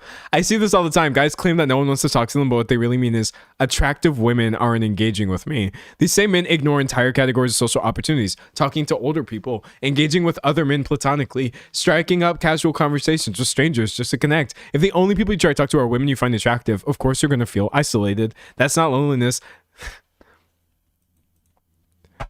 I'm starting to get the feeling that I might be reading ChatGPT, and I hate it nowadays. Whenever I'm reading anything that is more than, like, honestly, a couple hundred words, I start wondering sometimes, am I reading something that ChatGPT helped this person write? I may not be. It's not just because there's M-Dash's chat. It's not just because we have. It's not X, it's Y. It's actually rather, this is worded so well and so succinctly and has so many mic drop moments. I'm like, was this AI assisted? I literally hate interacting with the internet in this way. It could literally just be a good post. I'll give you my verdict after the fact. Anyways, where was I? It's not loneliness, it's self-inflicted social starvation. We have to break it down, chat. We have to break it down, chat. Oh God, it's my last writing I did for my last video about the shop class. Okay.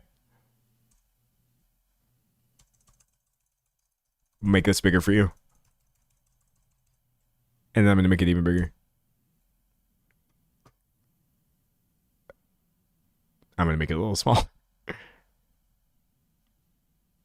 Oh God, I'm so bad at using your computer. Okay, wait, hold on. There we go. Chat, I'm sorry. Wait, is the stream not working? Refresh the page. Refresh the page if the stream isn't working. Hold on. Let me exit out of my Zoom. Oh God, we have multiple notepad tabs open. This isn't good. Refresh the page if the stream is lagging. Emoticon. Wait, what? Okay, there we go. Emoticon. Refresh the page if the stream is lagging. If it's buffering. Here, I'll make this bigger. Bigger. Okay, refresh the page if the stream is lagging. Do it. Someone said it's working for me. Yeah, hopefully it's working for everybody. Refresh doesn't help. Yeah, I think the thing is when, I've said this before, but like when it works for some people and then not for other people, there's nothing I can do. I can't change anything on my end, but yeah, just refresh, and hopefully it works. Someone said refresh worked for me. Okay, good. I think we're back. All right, anyway, someone said it's working for me. Chat is slow though. Yeah, I feel like people are got, but that's okay. It'll snap back to focus. All I was gonna do was honestly complain. You didn't miss anything. I'm sorry, chat. It's lines like this that literally make me think, this has to be either AI or an AI assistant. And the reason is, it's not that a human brain can't come up with a line like, that's not loneliness, that's self-inflicted social starvation, even though the alliteration in and of itself is really just, it's a dead giveaway. It's just the fact that, like, people don't do this after every paragraph. People don't do this like every other sentence is just like this amazing mic drop moment where you're like, that's not loneliness, that's self-inflicted social starvation. Booyah! You know what I mean? Like, I've talked before about like, how do you really spot AI writing? It's not just M dashes and it's not just if not X but Y constructions. I've said it's insecurity, right? Way too many adjectives, way too much of this. But also, it's an over-reliance on the booyah, on the mic drop. If you have too many mic drops in your joint, I'm just going to be like, I'm sorry. What human brain is constantly thinking about the things that they're writing this way? I've never seen it happen. Someone said that's 1000% ChatGPT. Yeah, I mean, that's just my opinion. I am not an AI detector. Those don't exist. But anyways, I definitely like get the point of this person's comment. And you know what? Just because, first of all, they may have actually written this without ChatGPT. So if you did, I'm sorry. But let's say in a vacuum this was written with AI, as I suspect it was. Just because they were able to say what I was trying to say in a much shorter time and make it sound a lot smarter and easier to quote, and you wind up with an entire BuzzFeed article written about your year-old Reddit post, I still prefer my imperfect delivery. I just think it's more interesting to get it straight from the source, okay? I don't need ChatGPT to make me sound like the ideal 30-year-old man. That then also raises questions too, where I'm like, low-key, is you even a man in your 30s, in your early 30s? Like, this could be anybody writing this, which is so funny to think about. But yeah, no dog. I'm sorry, I can't be up here reading AI posts. It's a no for me. Someone said that's not this, that's this. Is a ChatGPT thing for sure. You're not just breaking down barriers, you're changing lives type stuff. It's literally the over-reliance, right? Like, I'm trying to think of an example where I might naturally say, this isn't X, this is Y. I don't know. I really don't think humans naturally use this construction as much as AI does. Like, okay, I've got one. So like, for example, sorry, this is so bad. My mind went to politics. Please ignore the fact that this is literally not going to be worth you waiting for. But essentially, Donald Trump on Truth Social, truthing it up. If I was to say, for example, like, bro's not on Truth Social, he's on Lie Central. I mean, that's like maybe a 3 out of 10 on the joke scale. It's not very funny, but like, that's an example of a real X, not X, yes, Y construction I would use in real life. This is not Truth Social at this point. It's Lie Central. I would not have a not X but Y for every single little thing that I'm trying to say and whatever point that I'm making, because it's kind of difficult to think of things in those not X but Y terms. It's kind of low-key like a higher level zoom out approach you have to take, which is not easy to do while you're actually typing or writing with your own brain and stuff. But anyway, sorry. One of my worst jokes, I think all of my jokes are usually bad when I try to think of them. The only time I watch back my content when I'm editing and I'm like, oh, that was funny, was when I said it naturally. So, I mean, this all just goes to prove, like, I don't have to constantly try to be the funniest person in the room, because I am. Anyways, moving on from that. Someone say it's still loneliness, just self-inflicted loneliness. Exactly. I agree. Like, men, they are lonely. Like, here's how I would word this. If you're lonely because on some level, let's just be for real, you literally don't view women as individual people, especially not with the same level of depth or interiority that you yourself have. Is it really loneliness that you're experiencing? Yes, because who is going to want to interact with that? But do I have to feel sorry for you? No. That's mostly where I'm at right now with the male loneliness epidemic. I completely agree with you. Like, men are lonely. Just, they're sad. They're being real sad right now. It's pathetic. I'm sorry. Like, dear God. It's so fixable. In my mind, I just can't believe how avoidable so much of this is. But like, I guess I can acknowledge that. But is this an epidemic that someone has to fix? Certainly not me. Skill issue. As I say, the male skill issue epidemic. We're in the throes of it, chat. It's bad. All right. Anyways, the next one I have. Am I the a-hole for having some wine once in a while? And would I be the a-hole if I told my brother to get over himself? See, from the title, this sounds like this person wouldn't be the a-hole. Because I'm like, you're just drinking wine and you're telling your brother, I don't know, not to be, I don't know. But like, you look at the upvotes and you see that this has zero upvotes, goose egg, but 200 comments. You know you're about to eat. All right, let's see. Let's see what we got. I drink approximately 3 or 4 times a month, but every time I do, wait, let me make sure it's not super long. Oh, no, it's fine. My little brother makes a huge deal out of it. How old is your little brother? He looks at me like a kicked puppy. Like I did this specifically to hurt him. It's not about him. Relapse. You're an alcoholic. Relapsing. That's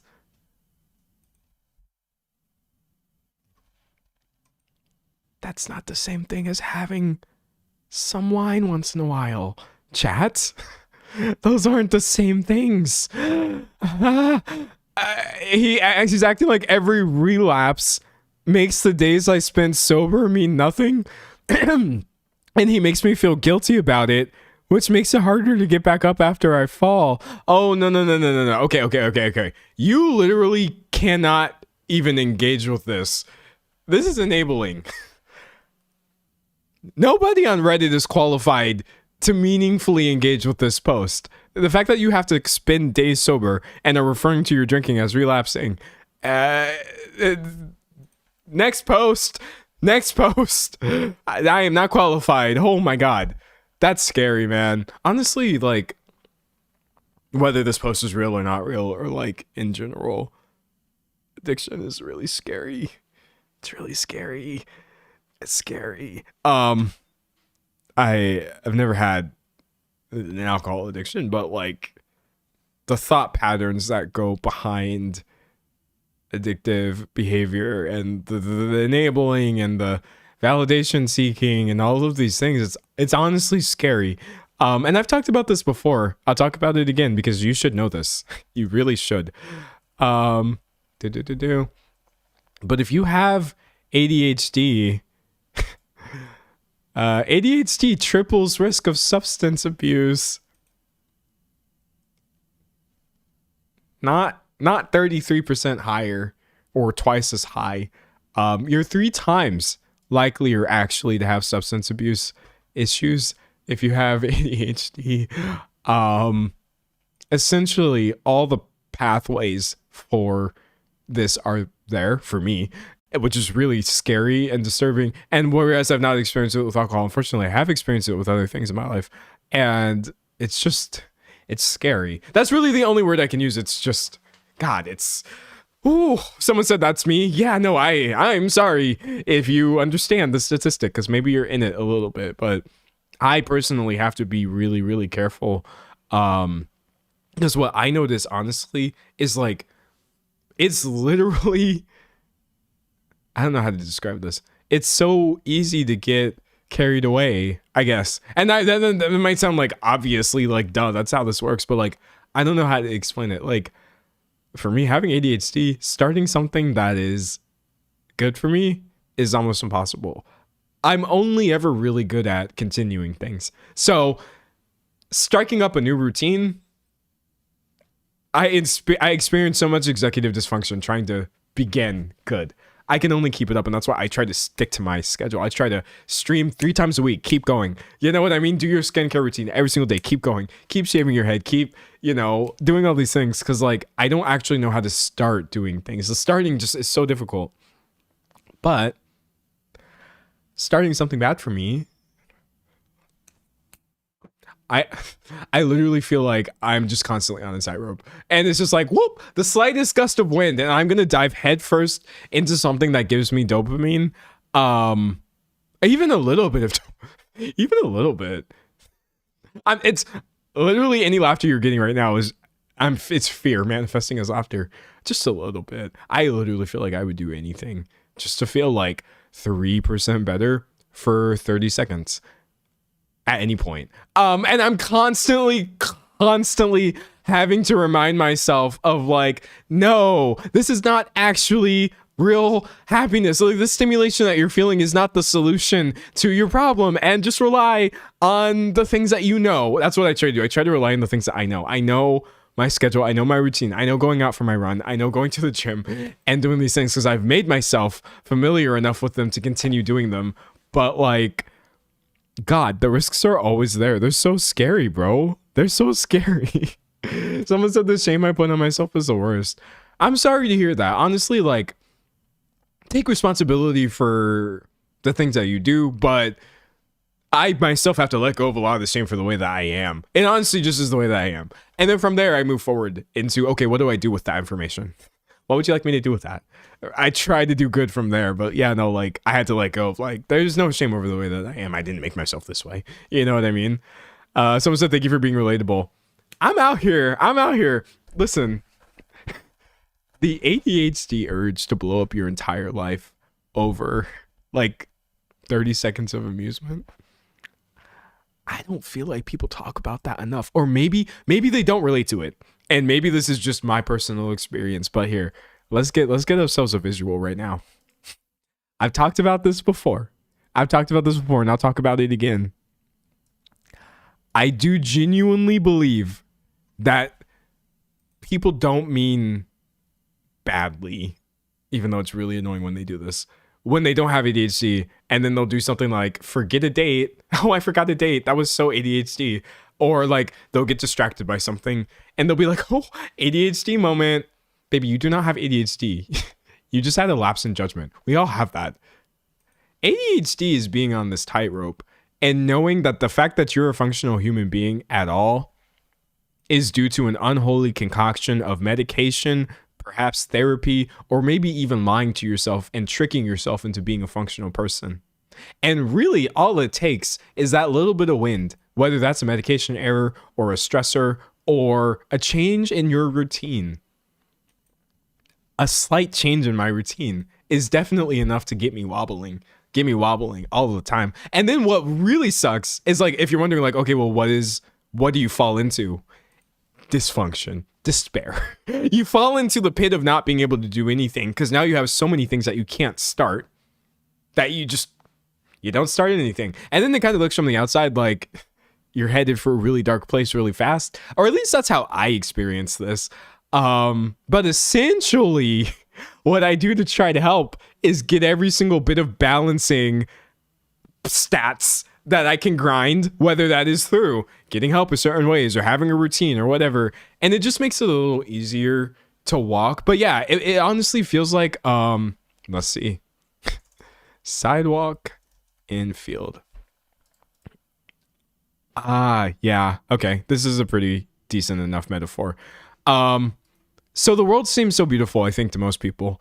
I mean, kind of. Obviously, there's a lot going on in the world, right? But I do typically think of neurotypical people as kind of like just walking along this sidewalk in the world. That doesn't mean that you don't have issues, okay? That's not what I'm saying. I just think no one ever realizes how much grass there is. For me, being neurotypical is essentially, I ain't on the sidewalk. Where am I? Or being neurodivergent. Sorry, I'm mixing my words. Being neurodivergent is I'm not even on the sidewalk. I am up here. I am up here. And I'm just trying to get to the same place you are, but for some amazing reason, some amazing disorder has me suspended up there, just trying not to die, just like you. You just like you. And the thing is, I just don't want to land in the grass either. I don't want to land in the grass either. There is like scary things in the grass. I don't know what's in the weeds. And I don't want to find out. Essentially, I wish to God I could just step down off the tightrope and hang out on the sidewalk with everybody else. Sometimes. I weirdly enough, though, I've said this before and I will say it again. As cringe as this all is, you do still get like an interesting view from up here. And I wouldn't really trade it for anything. I know that sounds really dumb or counterproductive, but like, I don't want to be neurotypical personally. No offense. I would rather be exactly as I am. I don't want it to feel like I'm dying. That's all. I want to be the exact way that I am, but I don't want it to feel like I'm doing this dangerous balancing act and constantly on the verge of collapse. planting headfirst into a field when I could have just spawned on the sidewalk like all the other shiny happy people. The end. Someone said I'm going to use this to describe my ADHD now. Yeah. What do you... Here's the thing. Like, when people make jokes and they don't have ADHD, it's because they wound up in the grass a little bit. When a neurotypical person forgets something and they really feel like, oh, I must relate to people who have ADHD because I'm over here in the grass now. You have a path back onto the sidewalk, bro. Just turn around. Get back on topic. Set yourself a reminder. Like, you don't have ADHD. What they don't seem to realize is, like, you only temporarily relate to us being in the grass because we up here over the grass looking down like, oh, they're going to get back on that sidewalk so easily. So essentially, that's my explanation. And I think it's really funny because all of my explanations of, like, neurodivergence or gender or anything that has to do with maybe me being a way that not everybody is sound insane. But I think they make perfect sense. I would like to believe that all of my goofy explanations of ADHD or whatever it is I talk about, they make sense to me. And I think they also make sense to other people. But you have to, I feel like I have to explain it in these terms for people to really understand how I feel on a day-to-day basis. It's wild. Someone said, and then neurotypical people are like, why don't you want to go to this place? It's just a few feet down the sidewalk. Oh my God, yes. The absolute fear of navigating from one state to another, being on the tightrope versus being on the sidewalk, very difficult to explain to somebody. Like, oh, well, this might just seem like a hop, skip, and a jump to you, but like, I literally don't know if I would survive the walk over there. I want to get to where you're going too. I just don't want to have to do that. So it is what it is, honestly. It's wild, bro. It's wild.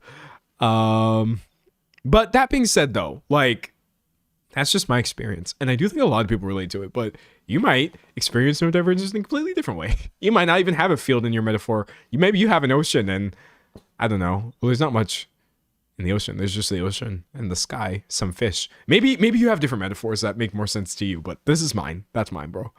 Someone said people shame you for not walking on the sidewalk, which adds another area of hell.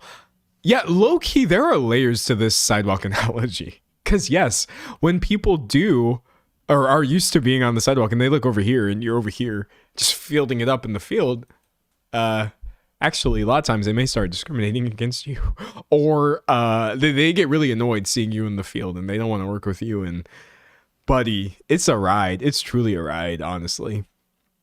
Sometimes I feel like I'm trapped in failing cycles. Yeah, I can't read that. Falling or failing? Failing. Okay, those words look way too similar. Yeah, I know what you mean though. Or I feel like I know what you mean from over here on the other side of the screen. But regardless, look at how many of those cycles you made it through though. I think that's the wildest part. Like, on some level, do I get annoyed thinking, God, why do I cycle between the same like 3 or 4 states all the time?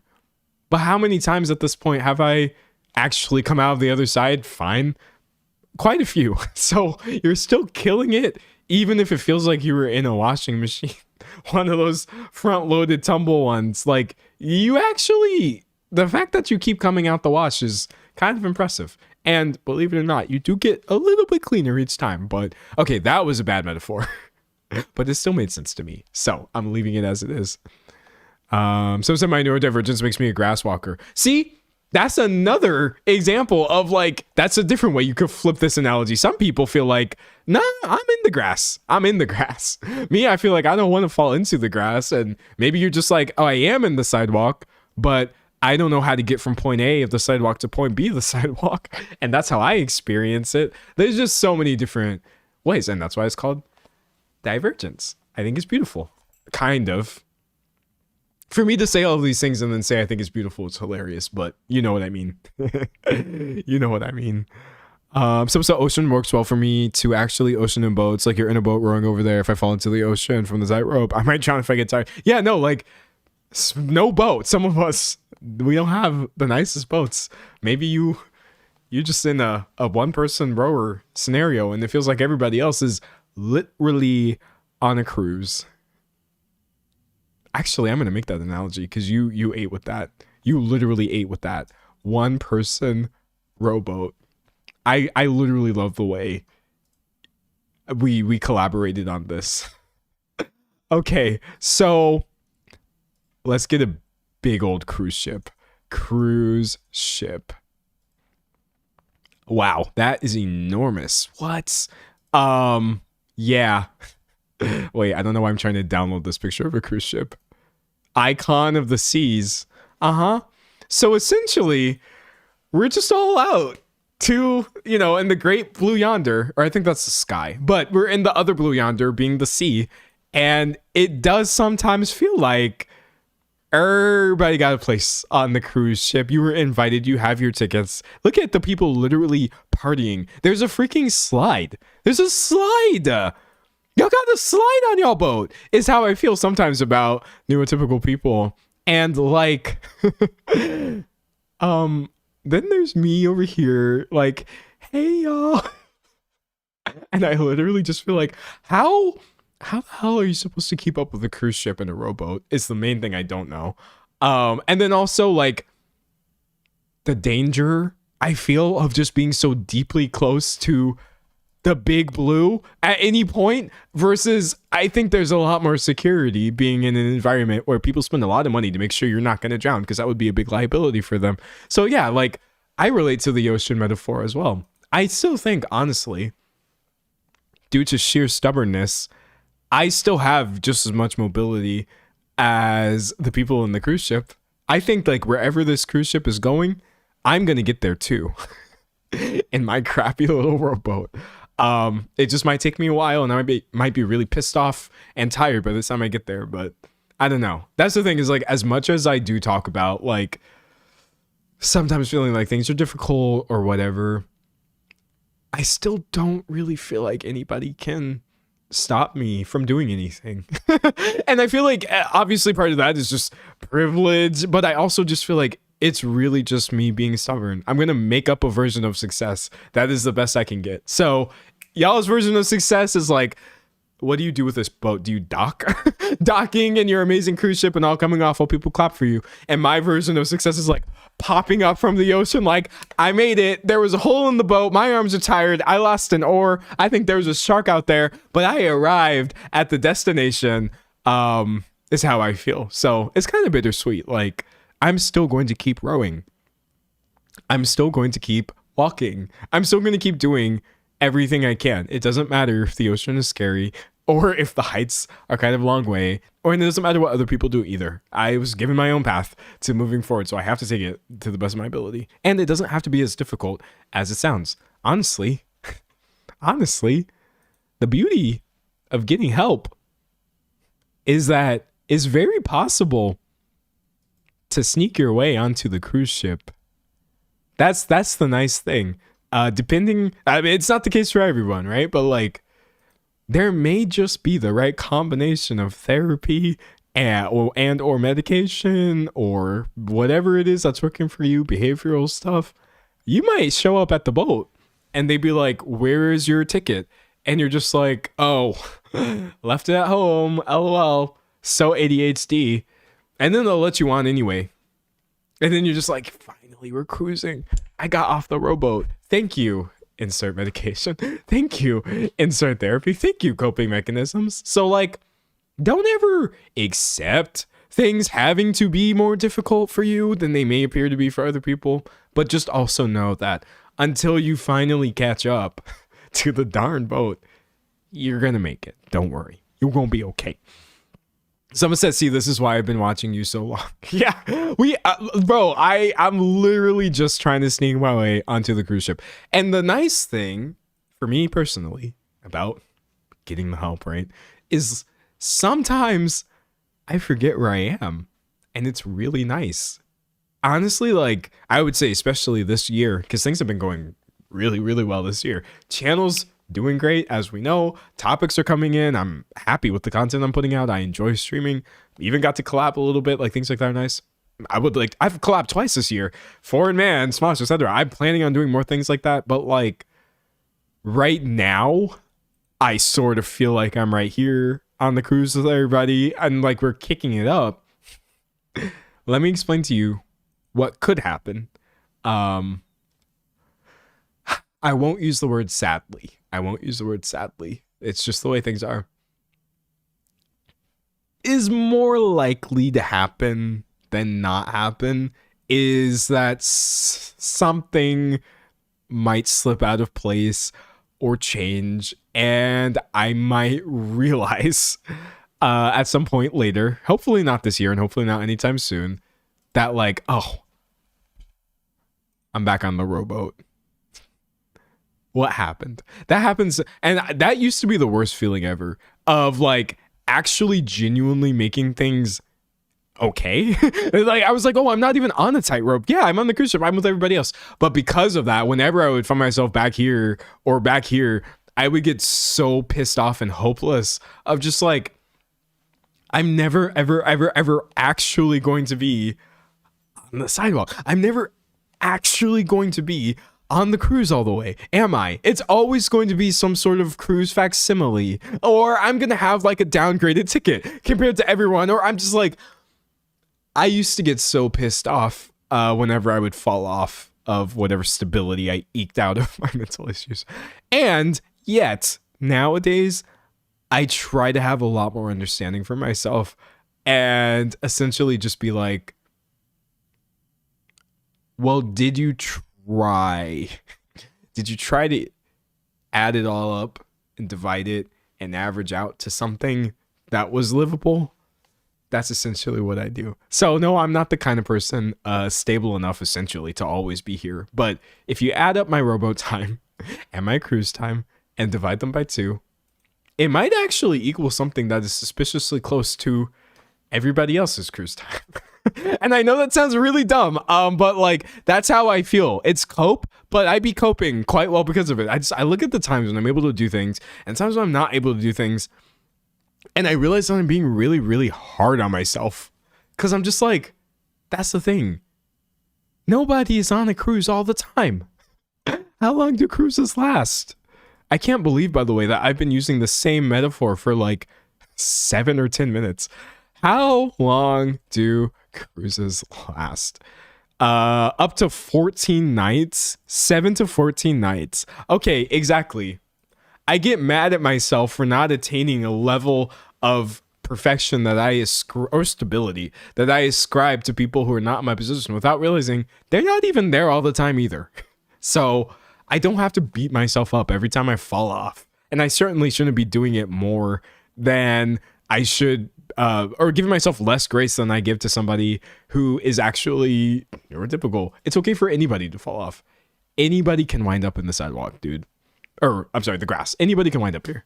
It doesn't matter who you are. You might have access to the sidewalk, you may not. There's nothing shameful about being over here. Simultaneously, anyone can wind up in the water. Now, I mean, maybe don't do that, because that, you fall into the ocean, I think it's kind of just over. So we'll cut that part of the analogy. But essentially, like, don't beat yourself up. My fellow ADHDers, or whatever it is that you have, for the love of God, don't beat yourself up for like falling off. You're gonna fall off. You probably are. And that's okay, because you can also get back there. You can get back there. I swear to God, bro. I swear to God, you can get back there. But anyways, did any of that make sense?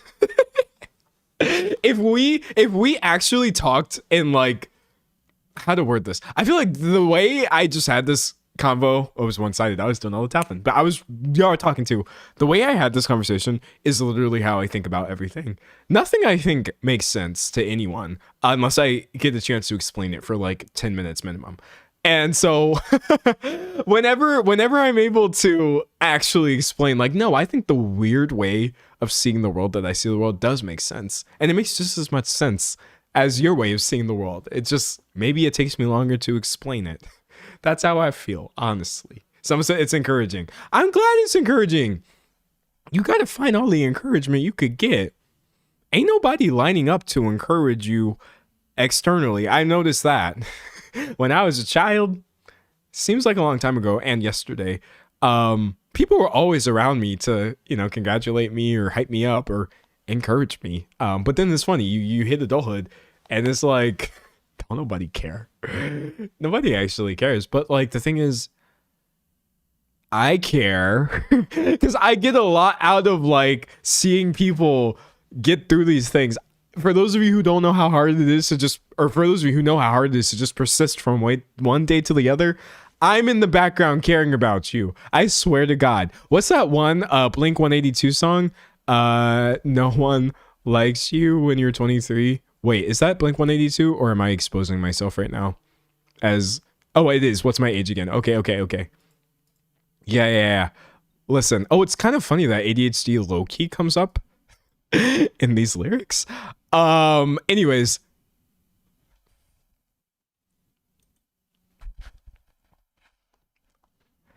If I was to say that this is an ADHD anthem, are y'all gonna call this a stretch? Are you gonna say I'm reaching? They call it ADD, because I mean that was a term that was used a long time ago. At this point, we would just call it ADHD, obviously. But the chorus, and that's about the time she walked away from me. Nobody likes you when you're 23, and are still more amused by TV shows. What the hell is ADHD? My friends say I should act my age. What's my age again? First of all, I think this is an anthem for everybody. Everyone likes this song. But I think you could totally do an ADHD/neurodivergence reading of these lyrics that would hold up under that lens. And I like you when you're 23. That's what I want to tell you today. I like you when you're 23. Don't worry about it. I know that this seems like no one likes you when you're 23, but I'm over here liking you when you're 23. That's a great age.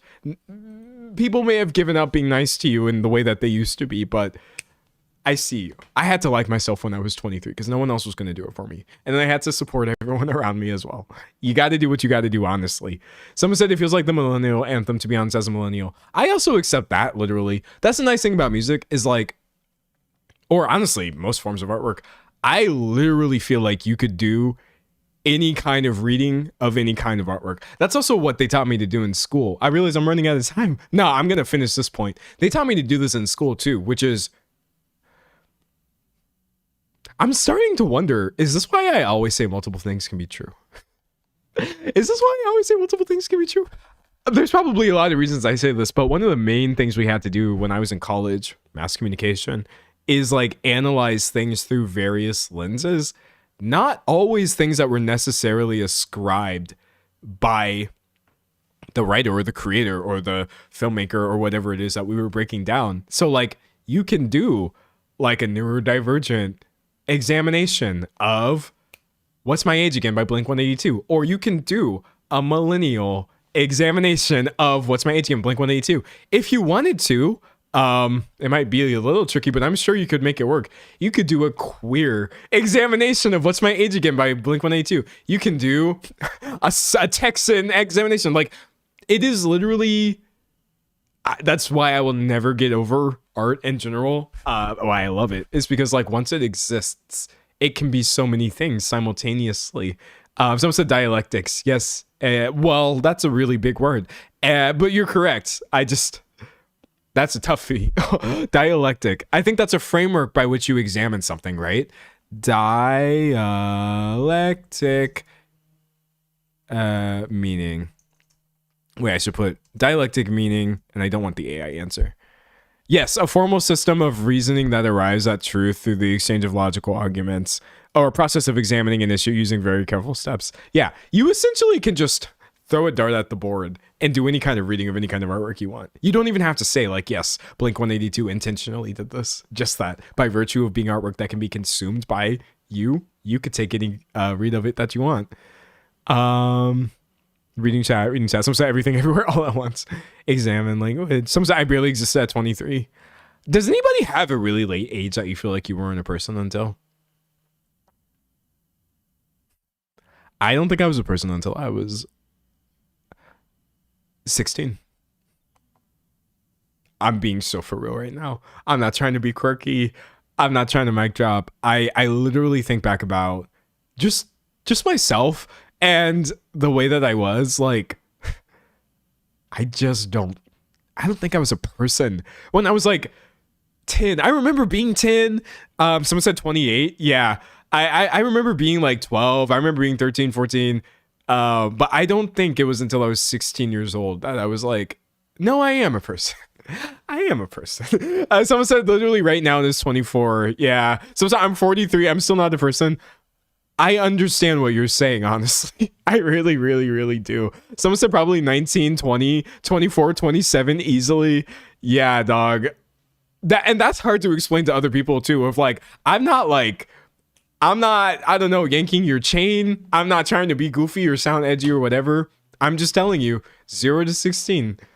There were things going on, but not in any meaningful way.